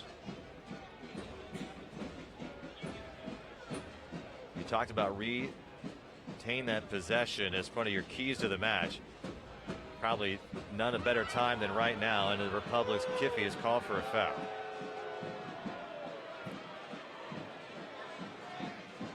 So the captain, Ivan Mirkovic, 26 appearances, leads the team in minutes. And here is a player that was so integral and defensively, is a defensive holding midfielder for the Republic for 2 seasons. Gets past Carlos Rodriguez, excuse me.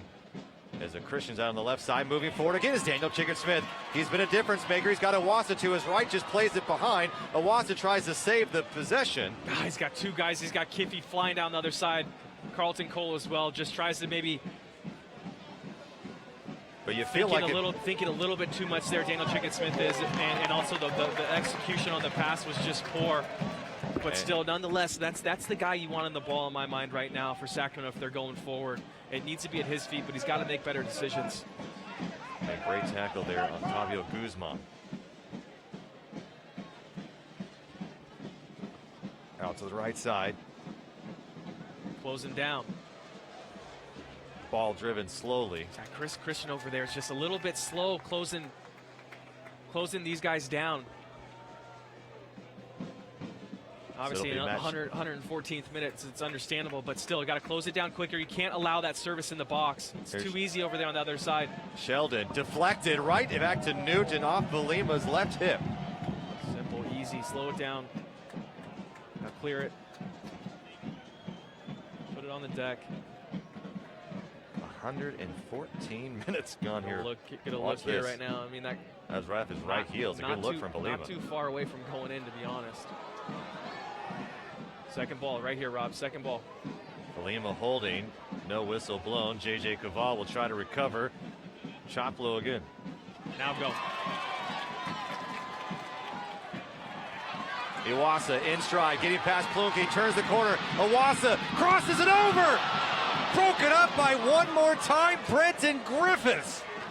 He has been all over that back line tonight, and another save from number 23 on that back line, and likely just saved what could have been the game winner, as the Republic could not convert again. Yeah, well done by Cam Iwasa. Does everything right there. You'd hope and expect there'd be somebody else making that run. I think Cam does what's expected of him in that situation. Carlton Cole looking for Kiffey on the backside. Kiffey poking it through. Kiffey still in play. The hustle from number 20 has been amazing tonight. Well done by James Kiffey. James Kiffey has been the MVP, no doubt about it. That's the effort. That's the effort that needs to happen, and you haven't seen it. Here we are in the 115th minute for it finally to happen. The last 45 minutes been so flat. Hopefully that's what changes the energy here for the next 5 minutes. James Kiffey will take it. Now have a good service here. Kiffey, hand up, ball driven. Well, Carlos Rodriguez still in play for the Republic. Down at their feet, OC Blues able to get away with it. Up goes Guzman, and now Choplo, and it's going to be on the right side. Continuing to run is Stevanovic. You've got to get back here. Stevanovic to the right side. Deny the service. Driving ball down low, still in play for the OC Blues. What are you doing, Defon? Stevanovic again. Hoare looking to poke it away, and the Republic not able. You got to organize. You got to organize. Defon shouldn't be out this deep. This needs to be JJ. Here's Mius working to the left side, drills it in to the shins of Carlos Rodriguez, and Rodriguez will clear it away. Well done by Looking Carlos. for Cole, and Carlton Cole pushed down from behind, and the whistle did blow, and just didn't signal for it. Was Timothy Ford. On that, when OC's breaking, you got to get your two center backs back in position and start organizing and barking orders. They have to get back, and it looked like, in my mind, Defont was just lingering too far out in the front, right in front of the back four. He's got to get back, get himself situated, get his shoulders right, squared up so he can see what's going on in front of him. Now take your time, hoof the ball forward, run off of Carlton Cole. Defont. Cole. How's he offside there? How is he offside? That's just silly.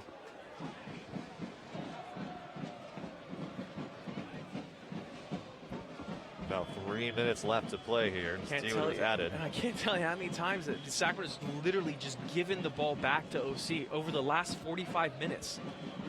There's been plenty of mistakes here tonight. And they've gotten quite lucky on a few chances for the OC Blues, who have not been able to convert. Going all the way back to early in this game when Ajekwa had a wide open opportunity and just sailed it, hit the crossbar. Sacramento really hasn't had any clear chances the entire game. Carlos Rodriguez, the guy's an absolute horse back there. He's been very good here tonight. 20 years old, that guy is going to be such a good player if he can continue to develop, and this is a good opportunity. You see him out here tonight. He's the one guy in the back right now that I got confidence if someone's going on him one-on-one. He's got the energy, he's got the fresher legs than Defont and Chris Christian. He's got size, 6'3". He's a beast. He's very athletic. You can see some of the plays he's made here tonight. Both feet, strikes a wonderful ball with his right foot as well. Can play that diagonal ball. Good in the air. Well, here's Mius in a critical time in this game. It's just short. You got to get two to go out here. You can't have one out there. You got to have two. You need a second one going out there. And Ford is having a conversation. Octavio Guzman and Stevanovic. Okay, we got 2 minutes, 3 minutes at most left here, Rob. Okay, short again. Two guys have to go out. And Didier Crittenden looking for a teammate. Moves from the crowd, now starting to rain down. Crittenden drives it down and low and broken up by the Republic. Griffiths is there. Christian clears it. Mirkovic there. Mirkovic stepping back. Clear your lines. Now engage and get some head down. Plumka. Get his head down. Clear him. Plumka driving this one hard. Second ball. Here's Daniel Trickett-Smith. Let's see what he can do with it. trying to find Carlton Cole. Plunka again. The back four for the Orange County Blues has been fantastic tonight. They've made the plays when they've needed to. Well done by Elliott Horde right there, too. DTS. He's trying to find Awasa. Too many legs back, and that's Griffiths there. And Griffiths with a silly foul here near us. Yeah, that's well done by Daniel Trinkett-Smith. There's no reason whatsoever. Looks like there's a caution, too, for Griffiths, but there's no reason why he should be diving in that situation. Just be calm, be patient. You see Daniel Trinkett-Smith, he's putting his hands out like he's got no help, no support, no one making a run for him. And absolutely, Daniel Trinkett-Smith is absolutely bailed out by Griffiths right there. And an opportunity now to serve a good ball in a dangerous area into the box. And Griffiths has a few words to say to Timothy Ford after, and Ford calmly letting him know that he's on edge here. But this might be one of the final plays of this regular time match before we go to penalty kicks. Brendan Griffiths' yellow card brought to you by McDonald's. Here we go. It's Elliott Horde from the right side, his strong right foot. Carlton Cole, James Kiffey, Carlos Rodriguez, all back. J.J. Caval up top of the point. Here's Horde, wafts a good ball in, headed up high. Another chance for the Republic. One more time, down at the feet, cleared away by Orange County. And that is the whistle. And we're going to penalty kicks. After 120 minutes here at Bonnie Field, in the first round of the Western Conference playoffs, neither the Orange County Blues nor the Sacramento Republic are able to find the back of the net. And here we go, Kevin. As you said earlier, it is a coin toss at this moment. You can't add a substitute. Yeah, I mean, really, it's your goalkeeper. It's a coin toss, yes, for who's taking the kicks and what's going to happen. I mean, but Evan Newton, Josh Cohen, who's going to make one or two saves?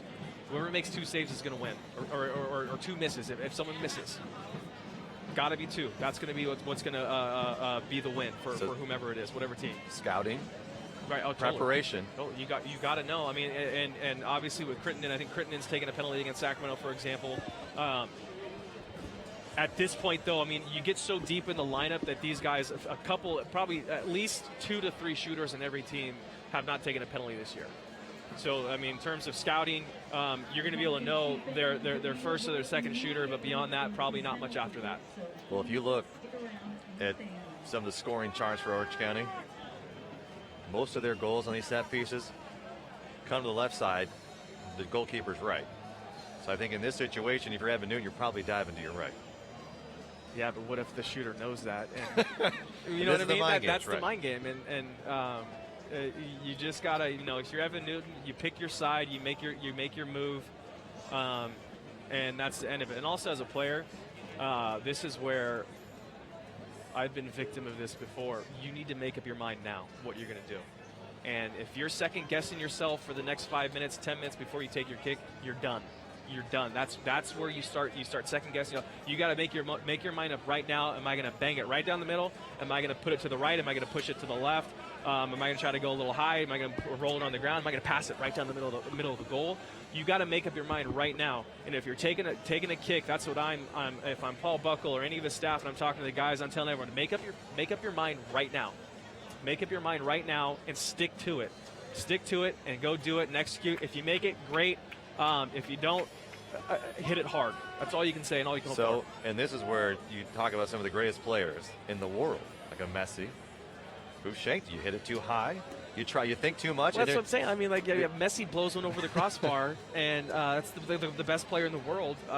So anything can happen. And the big thing is, I'm telling you right now, as a player, you got to. I've been in a situation where I walked up and okay, no, I'm switching. I'm going the other way, and you miss. I mean, 9 times out of 10, that situation you miss.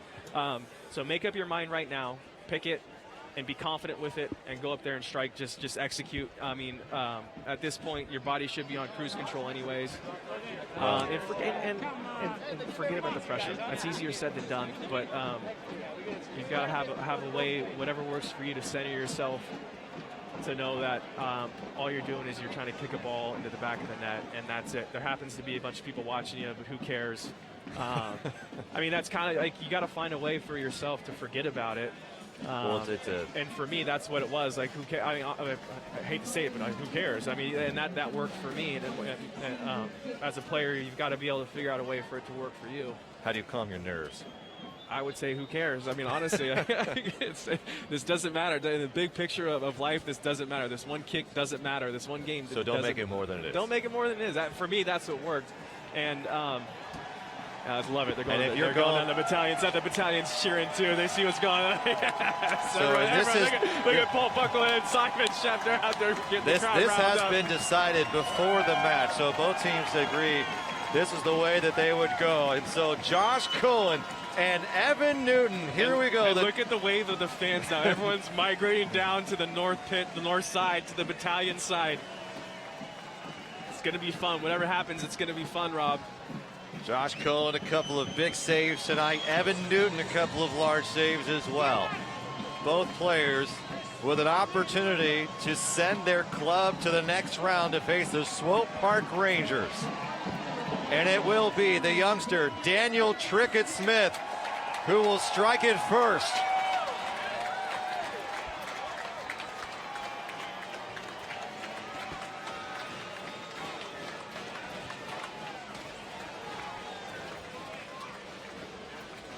And for me as a player, too, I always wanted to be the first guy taking it. I didn't want to be sitting up there at midfield, mulling over my decision. Go get it out of the way. Hit it hard, Daniel Trickett-Smith. Pick your spot and hit it hard. Cell phones have come out. Have some of the nerves for the fans here. DTS drills it! It's 1-0. And that's smart. I can sympathize with Daniel Trickett-Smith right there. Get in that situation, 2 or 3 steps, put your laces through the ball, hit it down the middle of the goal. Leave no doubt about it. Just a good strike, good technique there by DTS. And how many times, even if you're drilled right at the goalkeeper, you can't stop it anyway. So it's a good, you're saying, drill it hard, drill it low. And here is Muse, a special list for the Orange County Blues. Muse has taken 2 this year to both sides. He's made both of them. Evan Newton hesitates, and he sends it to the left side, and it's tied at 1. Yeah, and Muse right there, just a bit of class, slowing things down and seeing that. And Evan Newton's even talking to Ford about it. See that little hesitation right there? He gets Evan Newton, and Evan Newton's going straight to Ford, the referee, saying, looks like they may have had a talk before that.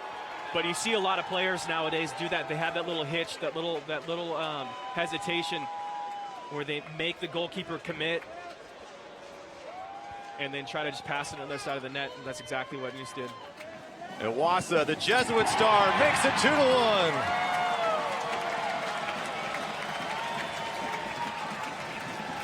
How exciting is this, Kevin Goldthwait? Here you have 2 teams in the playoffs fighting to stay alive, and it's come to penalty kicks. This is like, I have a love-hate relationship with penalties. As much as I hate them, they're so much fun to watch and so enjoyable. And it's not a fair or fun way to ever resolve a match, but it's the best system we have in place right now. Choplo and ties it at 2. There's also no better feeling in the world in a penalty shootout, step up, and those 30 seconds walking back after you make it, where it just there's no more stress on your shoulders for yourself personally. You get back to with your teammates, and all of a sudden, okay, you're back in the whole vibe of, okay, we got to figure this out as a team now. Well, as a goalkeeper, this is not something that you're probably used to doing in a game situation. Here's JJ Caval. Come on, JJ, hit it hard, bud. And Caval, and it's saved by Cohen. It's not a good penalty, I don't think. Get another look at it right now. If you're going to hit it hard and try to pick a corner, it's got to be lower or higher than that. That's an easy angle. He does hit that pretty. That's a pretty good save by Cullen. But it needs to be that the height on that right there, Rob, the height on that is easy for goalkeepers to get to.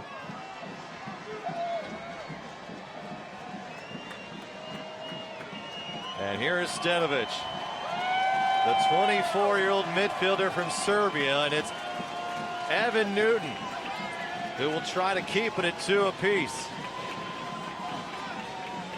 Tower Bridge Battalion waving their flags furiously behind the goal box. Crowd all standing here. The team arm in arm, and this ball's lofted to the right side, and it's 3-2. It's a must-make almost here for Sacramento. And here's Octavio Guzman. We'll try to keep the Republic alive. Now kicking for the Republican C, number 17, Octavio Guzman. Crowd cheering, but you can feel the nervous energy here. Tavo drills it, and it's 3-3. That's a good penalty right there. And now here comes Baroch.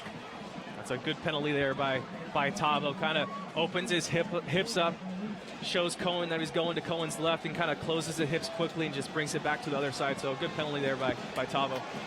Baroch, the Israeli native, looking to take his strike with the left foot, and he gets it in. It just hits the post. And it's 4-3. He almost misses this. So the Republic need to score here and then need a save. Carlton Cole. And it's Carlton Cole, number 10. The 32-year-old added just about a month or so ago. And a big kick to keep the Republic alive. And Cole makes it 4. Yeah, great penalty, just simple. Sees Cohen goes down, just puts it right down the middle.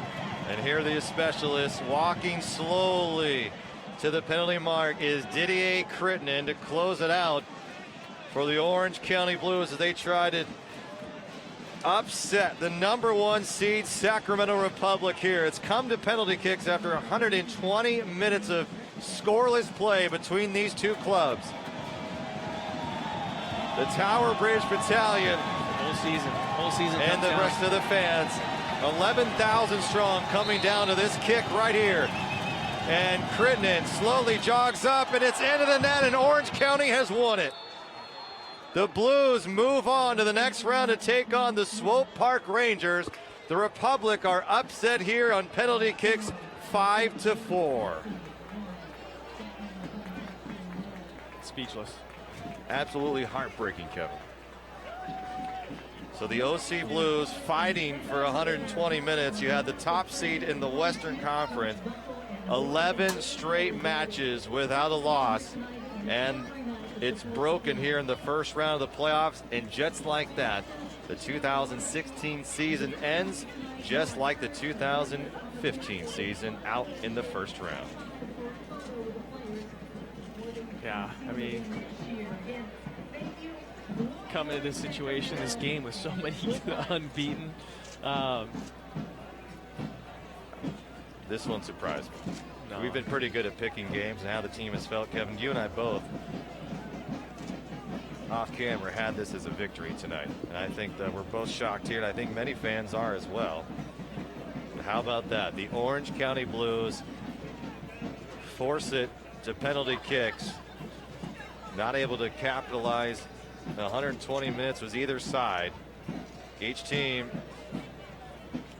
a couple of good looks, just not able to make it happen. So the Blues are the ones dancing here at Bonnie Field, and for the second straight season, a team from Southern California is the one to send in the Republic home early. So how about that? Swope Park, Orange County next Saturday. Vancouver and Oklahoma City.